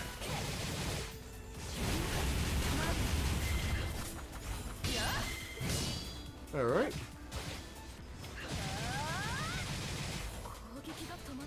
Oh my. Why'd the attack stop? Oh shit. It's spinning orbs of madness everywhere. Oof. Yeah. No. The Hisuian forms in particular were just like so fire. So many of them were fire. I can't even just give you one because they were all just so good. Honestly, I still like a lot of the designs. I'm trying to think of like a really good one from Black and White 2 specifically. I'm trying to remember the entire Pokedex off the top of my head one moment. Once I get a break, I will like pull up the Pokedex so I can actually see them, because it's been a while and I have a lot of like iconic ones, but there are definitely ones I like from Black and White. Oh, I like Snivy.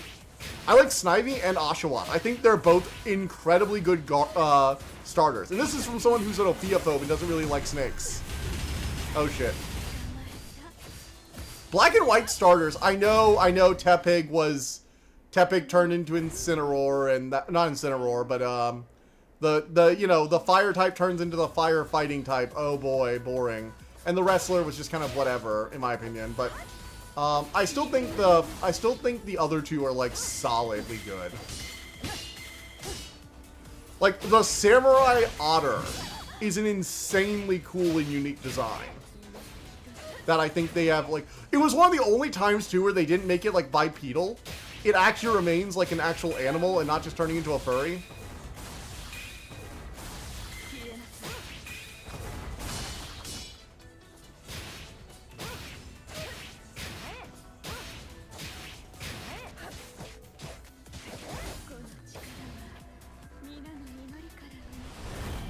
I get why you wouldn't think Snivy is cool, but as a... No, I like Snivy, though. I like Snivy. I think Snivy is actually a good design. He has such a good design, in fact, that it actually overcame my dislike of snakes. That's how good it was.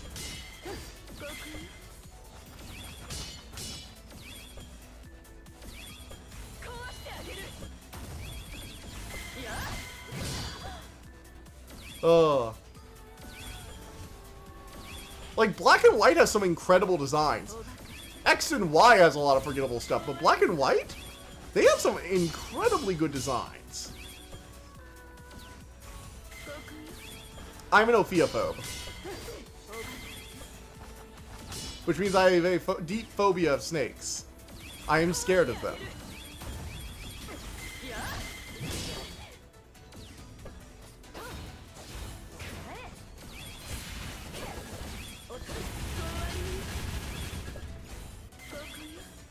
Oh, come on! Will you just stop already? Oh, I have to actually hit her. Jeez, I thought it was just in the parrying stage. Oh, because she kept floating in the frickin' air.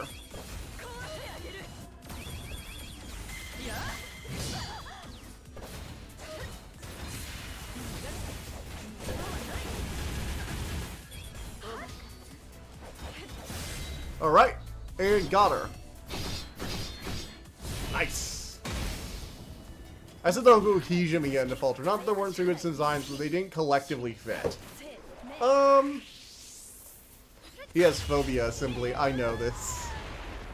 I know this. Yeah, Assembly's an old hat at this. He's been helping desensitize me over time.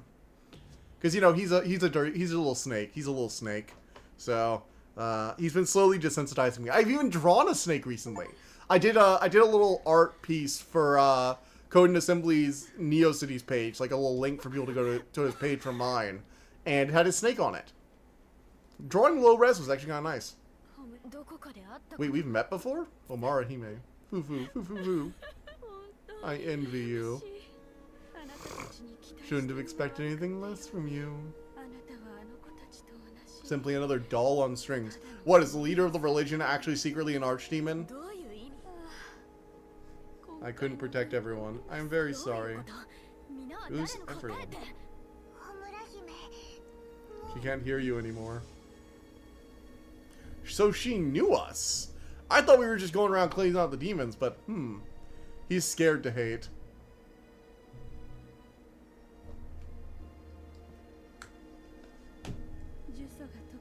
Once my curse has been lifted, will I find happiness? Doll who only follows orders will never understand.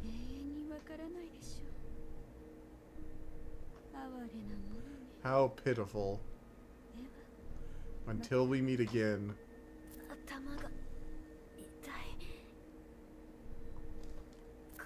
She was the sacrifice? What is that? I just need some rest. Alright, here we go. I'm gonna pull up. I'm pulling up a list of Pokemon so I can kind of glance through, see if there are any others I'm remembering that are like really solid for me.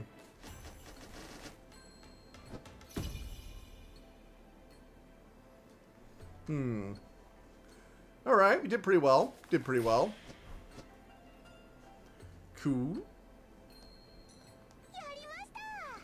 Let's see. What are some of the other designs I like really like? I mean, I feel like people like Milotic. You know, I feel like people like really like Milotic. I think it's a pretty popular Pokemon, so I don't really think that one counts. Sinnoh has too many good designs to count. I love the Luxray line. I like Staravia's line. I like Cranidos and Rampardos. They were some of my favorites growing up because I was a bit of a dinosaur fan on top of being a dragon fan. Ow, ow, ow, this wing hurts so much. Ow, ow, ow, ow, ow. I'm glitching. The phasing in and out of reality. My wing is breaking into 1,000 fractals. What else? What was like another good design? I think Bronzor and Bronzong had a really strong design. You know, very striking. You can immediately tell them from their silhouettes, which is nice. Oh, well, everybody likes the evolutions, but like I think basically all the EVs are good. Even the fairy one, despite disliking the fairy type. Maybe influenced or even completely consumed by them. They're scary. It's not like that would stop you, though. You seem fine. Alright, cool. So, I don't see any signs of corruption. So, wait, are we just on our way to becoming a new demon? Are we just on our way to becoming an archdemon? Because that would, kind of suck. Increases the damage saved to frustrating attacks. Let's grab that one. Okay. So I didn't recognize this. Basically, here's how I describe it. Gen 1, you look at all the character designs and they all feel like Pokemon. Well, the reason Gen 1 feel like Pokemon is because that's what Pokemon was. There was a long time where that was all Pokemon was, and there weren't a ton of monster fighting knockoffs. And a lot of early Digimon and stuff like that feels very different from the way Pokemon design characters in general. So the reason Gen 1 and 2 feel like Pokemon is because they were literally all that Pokemon was. As Pokemon grew, everything started being compared to the older stuff, just on a holistic level. At least that's my opinion. I feel like I remembered something, or maybe not. Homura, Hime, ask me a few questions. Or why you're staying in the Mihari Shrine. I think I've been here for a very long time. Even though you're the only one who can hear or see me, I feel like I know everyone else in the shrine. I know An and Kushinada have always been very polite. I've been working here for a long time too. I think Kushinada is the senior of the two, but compared to me, they're probably both pretty new. I have nothing better to do than observe. What if one day they suddenly hear my voice? Must have been hard not being able to perceive for so long. It's okay, no big deal. Besides, I have you to talk to now.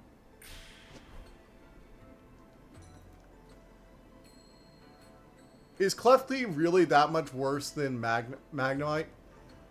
See, the thing for me with Klefki is it just feels, I don't know, Fisher-Price-ious. Like, it feels very boring. It's not even just that it's a physical, like, object for me. Because there have been plenty of Pokemon who are physical objects. I mean, I like, what was the chime? What was, like, the literal chime ones? James had it in the, thing. Chimico. Chimico is a literal wind chime.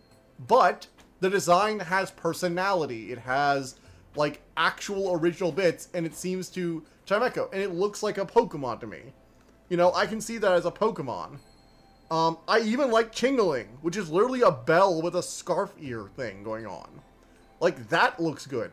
Klefki just feels hollow. Like, they decided they wanted a keychain Pokemon, and they mocked up a keychain with a face that looks like it's made out of plastic, and then they just kind of stopped.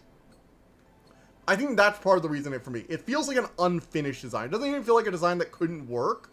I know the cheap answer is it's just a Klefki. It's just, you know, it's just a keychain. How boring, how original.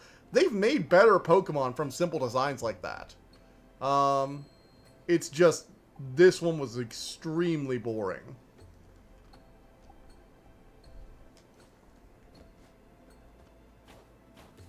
Magnemite is just a bunch of metal, though.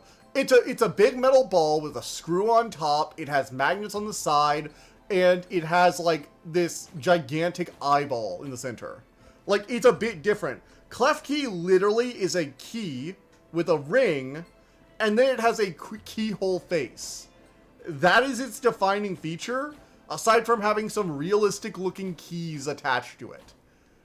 The design is very simple too. Like there aren't a lot of distinguishing features outside the keys, and the keys don't look like they're part of it. It's just like some items it's holding on to. You know, it looks boring. It looks uninspired. Like, it's pure white too. It's very basic. It doesn't even look like it's a Pokemon that would blend in as a keychain, I think is the thing for me. Like, if you're trying to say, oh, it camouflaged to look like keychains, googly eyes greater than keyhole face. Yes, I will actually say that. Googly eyes is greater than keyhole face. 100%. They made Pokemon out of the alphabet and they made them interesting. The keyhole face looks boring. Because, like, the eye can look kind of dynamic. It can do googly eye stuff. The keyhole face just is like this big void in its face. That's what it's doing. Whereas you can animate the eye to go do, glancing around nervously. It can lower its eyelid to do like a serious look. You can add emotion to a googly eye. You can. You can take a cartoon eye and you can add a lot of emotion to it. The unknown can look more than just wide eye gazing into the sky. An individual unknown can like narrow its one eye at you. But it isn't. But isn't it pure white? No! There's a dot in the center. Like, instead of just having like a pure white eye with a single dot and then in that circle can narrow, it's just these black holes in the face.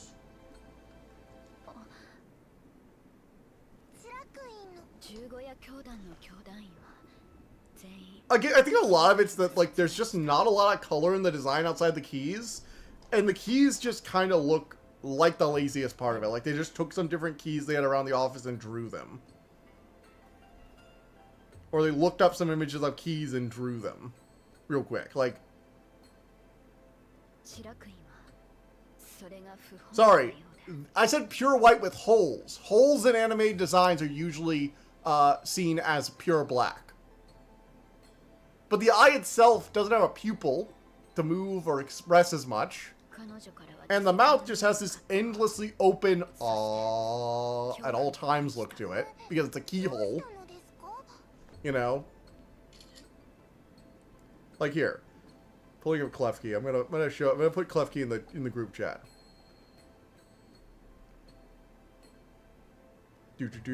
One sec. What do you mean? You ordered spent years playing a ritual that turned her into an archdemon. So, like, this versus Magnemite.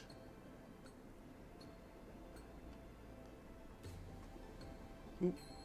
Yeah, gotta go grab Magnemite.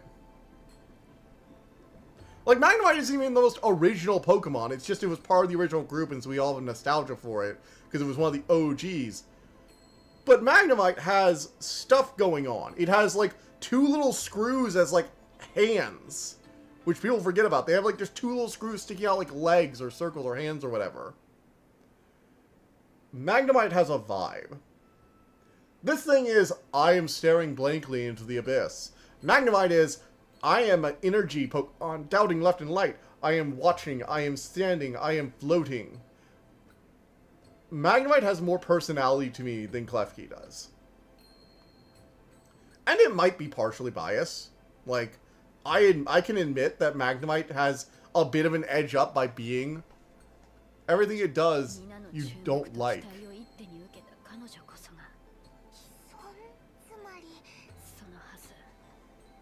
Okay, what is interesting about the design of Klefki? What makes it good?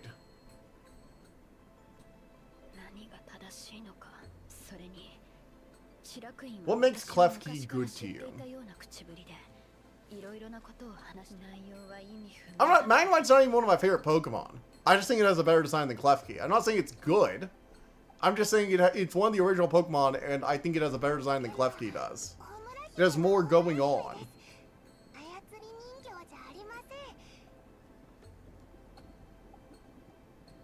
Because you keep trying to poke holes in why I don't like it, but you've yet to give me a reason, like, why it's a good design. Like, what does it do well? What does this design... What emotion does this design evoke? I lost my keys? Oh no?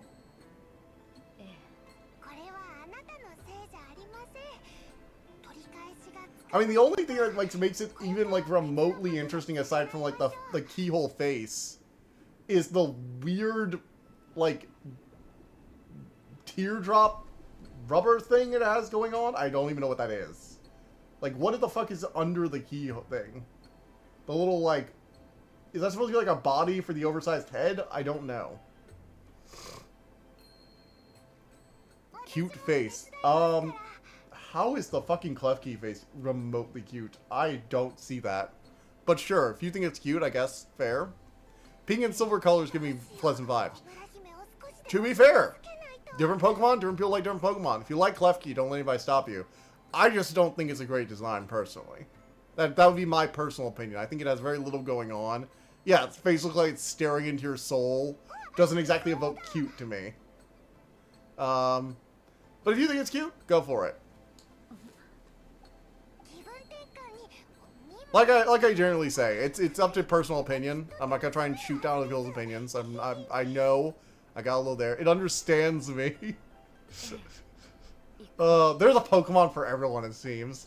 God, it's like we're talking about our favorite Pokemon, and you're just bringing up Klefki, and the entire audience just turns to look at Assembly. It's like, what? It's like I guess we all just have to accept. Well, I guess every Pokemon has a fan. We found Klefki's, or like one of like the 1% that it has. Klefki has like a dozen fans across the planet, and one of them finally speaks up loud and clear. I like Klefki. It understands me.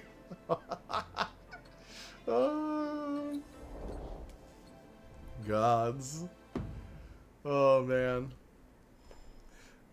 I don't know. I just think Magnemite has a much more interesting and holistic design. I get a vibe from Magnemite, and that vibe is part, like, mad science experiment, part junk, and part I am Magnet Man. Behold the power of electricity and magnets. I shall literally do a fusion dance to become a evolved one.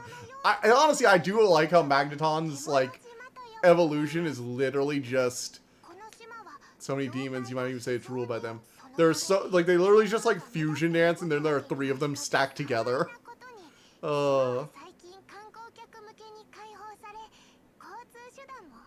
Okay, dabbled in tourism, has a robust transportation system. That's cool. What are some other good designs for Pokemon? I feel like we can pretty much rule out most of the starters. Ghastly, too.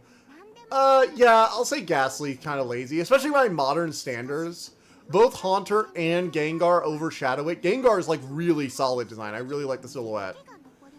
Only a handful of shots are left. They have to play protection money.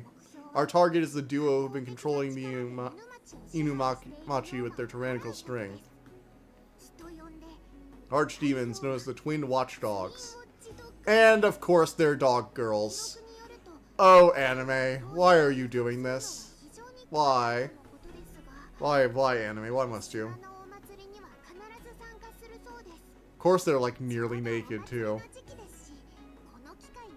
We have to go to the... Oh my god, this is anime. So, is there anything more anime aside from a beach episode than a festival episode? Ooh, Torkoal! I like Torkoal. I like Torkoal. I think Torkoal is a solid design. I had forgotten about Torkoal. He was so cool and fun in the... I loved him in the anime. In the Hoenn anime, I loved Torkoal. I think they did a really solid design, and it's not just like the design of Torkoal himself, it's the way that smoke is constantly like pouring out of him. He felt like he literally had like a very much of like a furnace design. They have never done a fire turtle as well as they did Torkoal. Torkoal is cold, Shuckle is silly. Yeah. What else? What else? I like Glycizor. Glycizor is a nice solid design, although I think there are a decent number of people like Glycizor. You know, I liked Gligar's evolution. I think it was a nice, solid progression for him. Wonder what's on the other side of it. No. Smeargle. Ooh, Smeargle. Smeargle was both a fun design and an interesting Pokemon mechanically. There are some really weird things you can do with Smeargle. Just because it can technically learn any move, it can survive. Smeargle is incredibly interesting because the signature move is so unique. Like, Sketch might be the coolest move our Pokemon to learn.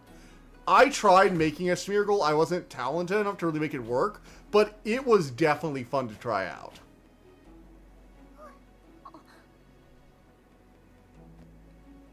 Also, as an artist, yeah, I like the painter Pokemon. Sue me. Ooh, secret chest. Nice.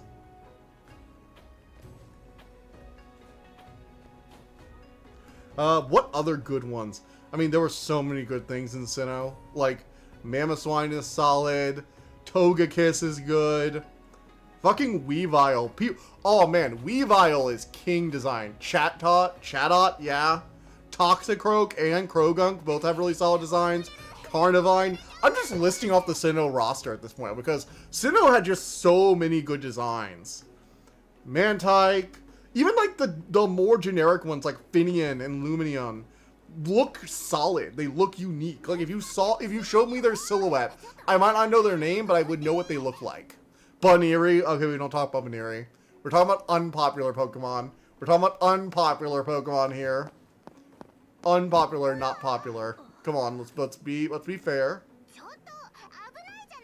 Yeah, Sinnoh is. I mean, we have Lucario, we have Garchomp, we have Spiritomb. I know, I added some popular ones too, sue me. We have even like the baby forms. Happiny, Bonsly, and Mime Jr. Mime Jr. is like really good. It's gonna get so ugly when it evolves, but it's so cute right now. That one in the main cast, so it doesn't count. I will say, Sinnoh also had the best anime secondary cast in like forever. Because you had Buneary and Piplup, who were actual side Pokemon who had almost equal ability to Pikachu sometimes. Like, they went on their own things and did their own... Like, Piplup was basically an equal to Pikachu in Sinnoh. Like Pikachu, she was out all the time. She was constantly... She had a very distinct personality.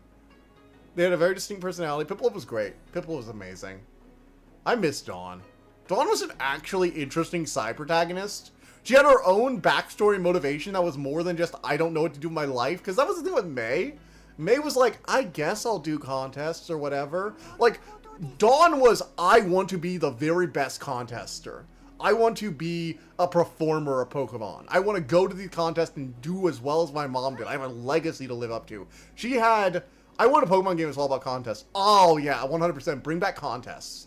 I spent so many hours doing like the contest runs in Pokemon Emerald. So many.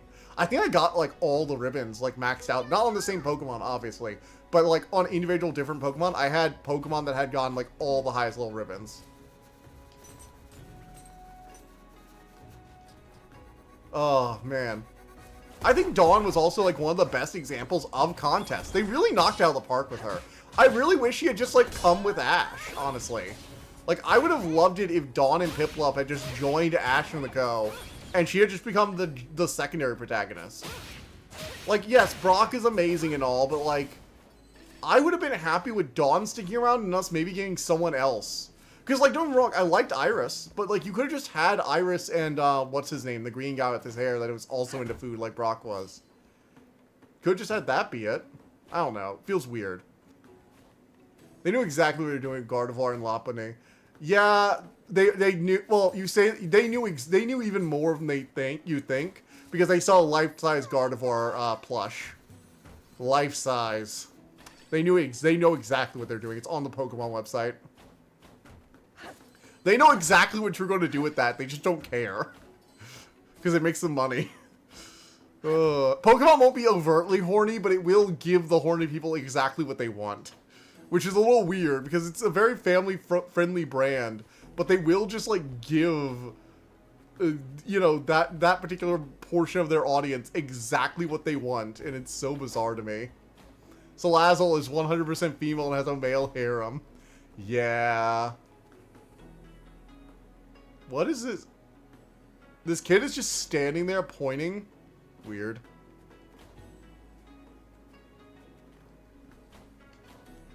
They're called Game Freak for a reason. Yeah. Honchkrow! Oh, Honchkrow was also a good one. Ambipom might be a little meh. They just gave Apom another tail, you know? I don't know. Ambipom is meh. Gastrodon was really good. They really got into, actually, you know, it's weird. We talked about regional forms, but Sinnoh really was into like the alternate forms thing. It had like what, multiple Pokemon with like variant forms based on location and stuff like that. Like regional forms were, I think, basically like codified in Sinnoh to an extent, because they had the Gastrodon and also the what was it? They had Gastrodon, Shellos, and Gastrodon, and then Burmy, right? So that's when they got like the seasonal and region area. Is Shellos technically the first regional variant? Because there's a Shellos you catch in the north, was like the one water area has this Shellos, and the other one has the other Shellos. Stupid guy that plays with block was an utter flop. Which side of the river you found it on? Okay.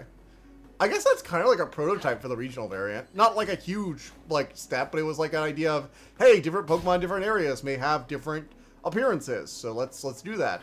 Before that, I think they had kind of done like, you know, time-based stuff. Like they had the Burmy, for example, where it's like it has different coats based on the season.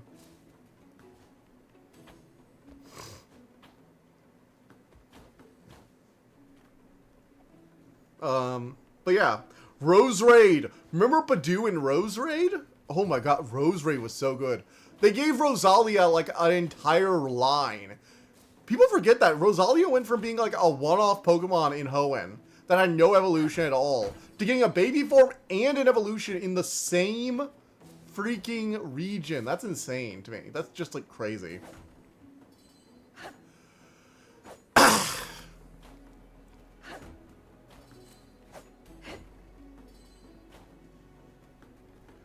Oh, man. Then they got Vespiquen and Buizel. We want to talk about underrated Pokemon designs. Buizel was one of my favorite designs. Floatzel's okay. I like Floatzel. I think it has a cool look to it. Buizel is fantastic. It nailed the otter design for me. That is like the otter Pokemon in my opinion. None of the other otters ever came close to Buizel. Top tier otter right there. Pachirisu is also one of the better Pikachu clones. Sorry. Oh, man. Like, even Hippowdon or Scorpiup with Drapion. Like, Abomasnow and Snover. Licky with the whole bow tie, like, suit look, tux look. And then the legendaries. I know people make fun of, like, the Mew trio or whatever, but I actually like them. I like the 3 psychic trios, Uxie, Mesprit, and Azul. I think they have very distinct appearances, and their signature poses being in like the 3 different directions they're looking at. The triangle is also just really cool. I think the thing with Dialga, Palkia, yeah, all the legendaries in Diamond and Pearl slap. Like every single one of them. Rodham is really cool. Rodham in his multiple forms is so amazing. Mesprit traumatized the generation. Oh, yeah, I remember that. That was a pain in the fucking ass. Although, to be fair, I'd already been traumatized by Latios and Latios, so I don't really mind. Bless you. Thank you. Regigigos. Now we have a Dragon Reggie? I have not kept up with that. I'm sorry. We have a fucking Dragon Reggie, and I'm just like, why do we have a Dragon Reggie? Like, the idea with the Reggies were they were like solid, you know, they were essentially stone golem Pokemon. So all the golems were made out of different things a golem could be made out of. You had the ice golem and the steel golem and the rock golem. And then they made Reggie Drago or whatever. It's like, the fuck is this? The whole point of the Reggies is they were like golems. Like hard physical mass constructs or whatever. I don't know. Feels weird. Hello, excuse me. Would you know the fastest way to get to the festival? The Mean Colin Festival. We're a little lost. Oh, no way. How could there be anyone in the world who hasn't gone to the best festival ever? Mekon Dog's cuteness transcends language. The fuck is that? I'm not defending. The fuck are those? That's a dog person. I'm sorry. We are in deep with the anime animal girl territory. I'm sorry to say. This is the Beast People's home. We're in that part of anime. The Reggie quest was the one time Game Freak really gave players a challenge. It took me a long time to figure it out. I had to look up a guide. I'm not ashamed to admit that. I had the Emerald guide. I ended up turning to it to figure out the Reggie puzzle. Not ashamed to admit it. I did it. I looked up the Reggie guide. Young me was not ready to puzzle solve that. Tall lady's scaring me.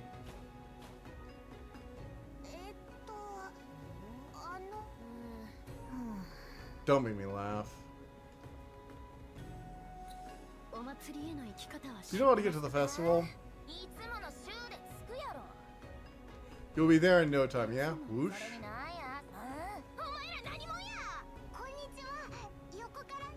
We haven't been able to figure out where it is exactly, so we might have to ask a local for directions. Like someone owes you a fortune. I'm getting annoyed just looking at you. Are you not seeing this? Aren't allowed to have weapons. They'll kill you for that.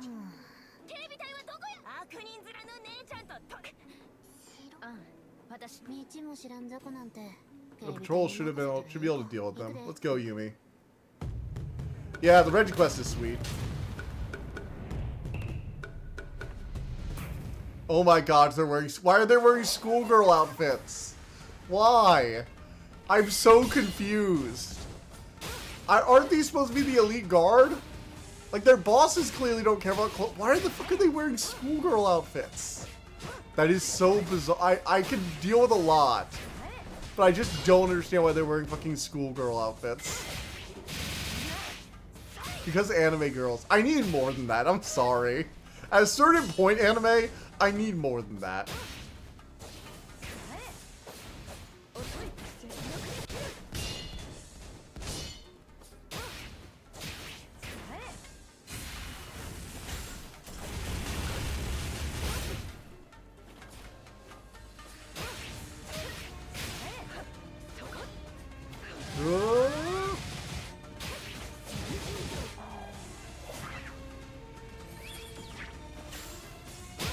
Alright.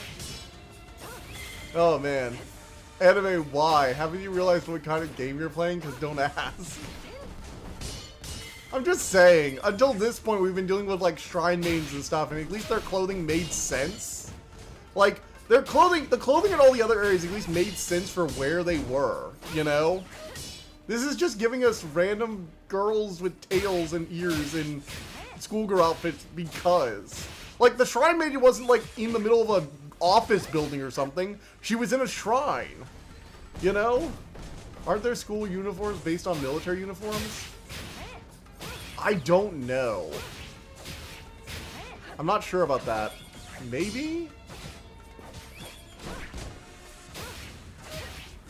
That could, I guess, be a sort of justification? I don't know. It feels like a little bit loose.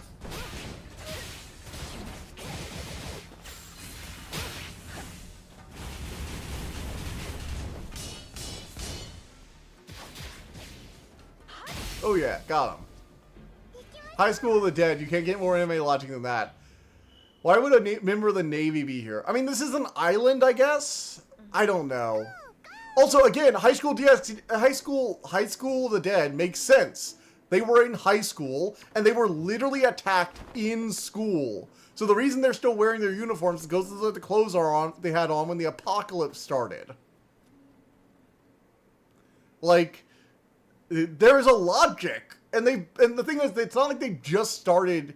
It's like it's partially because they just started sending schoolgirls at me. It's like if they had been wearing school uniforms the entire time, that would be fine, I guess. I would just accept it as anime. My question isn't why are they doing it specifically, it's why, after a game where most of the outfits seem to have been related to the location, are they suddenly doing school uniforms at a festival too? Like, if they had like a yukata, if they had like one of those like robes on, like the yukataka or whatever. Oh god, Yukata? I'm trying to remember what the name of the, like, the little, like, festival outfits they can put on. The robes? What are they called? Oh, man. What's here? Japanese festival robe. What is it called? Oh, a yukata. Yukata. If they had a yukata on, I'd be like, oh, that makes sense. They're at a festival. Even if they're on, like, on duty, you know, maybe they're wearing, like, special red ones or whatever. Like, that would make sense.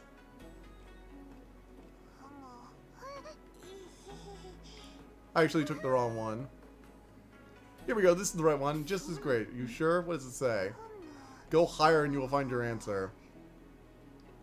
Tallest building in the area. Let's take a look. I get that it's fan service, but it's not even, like, consistent about that. Because, again, you can do that by also respecting, like, the setting. It bothers me because all the other times they've done it, they've, like, yeah, shrine main outfits, but they're in a shrine, you know? This just feels a little lull. We're just gonna throw them in schoolgirl outfits out of nowhere. No, we've been pretty consistent up till now, but we just decided this is where we're gonna break that mold.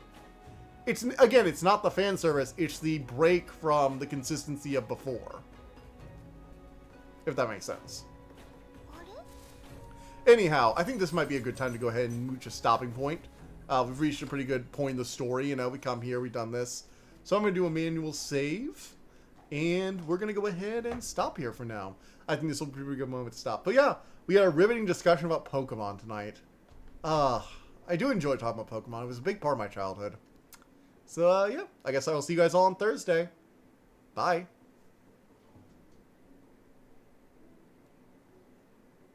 Does this game ever try and make sense? I imagine not.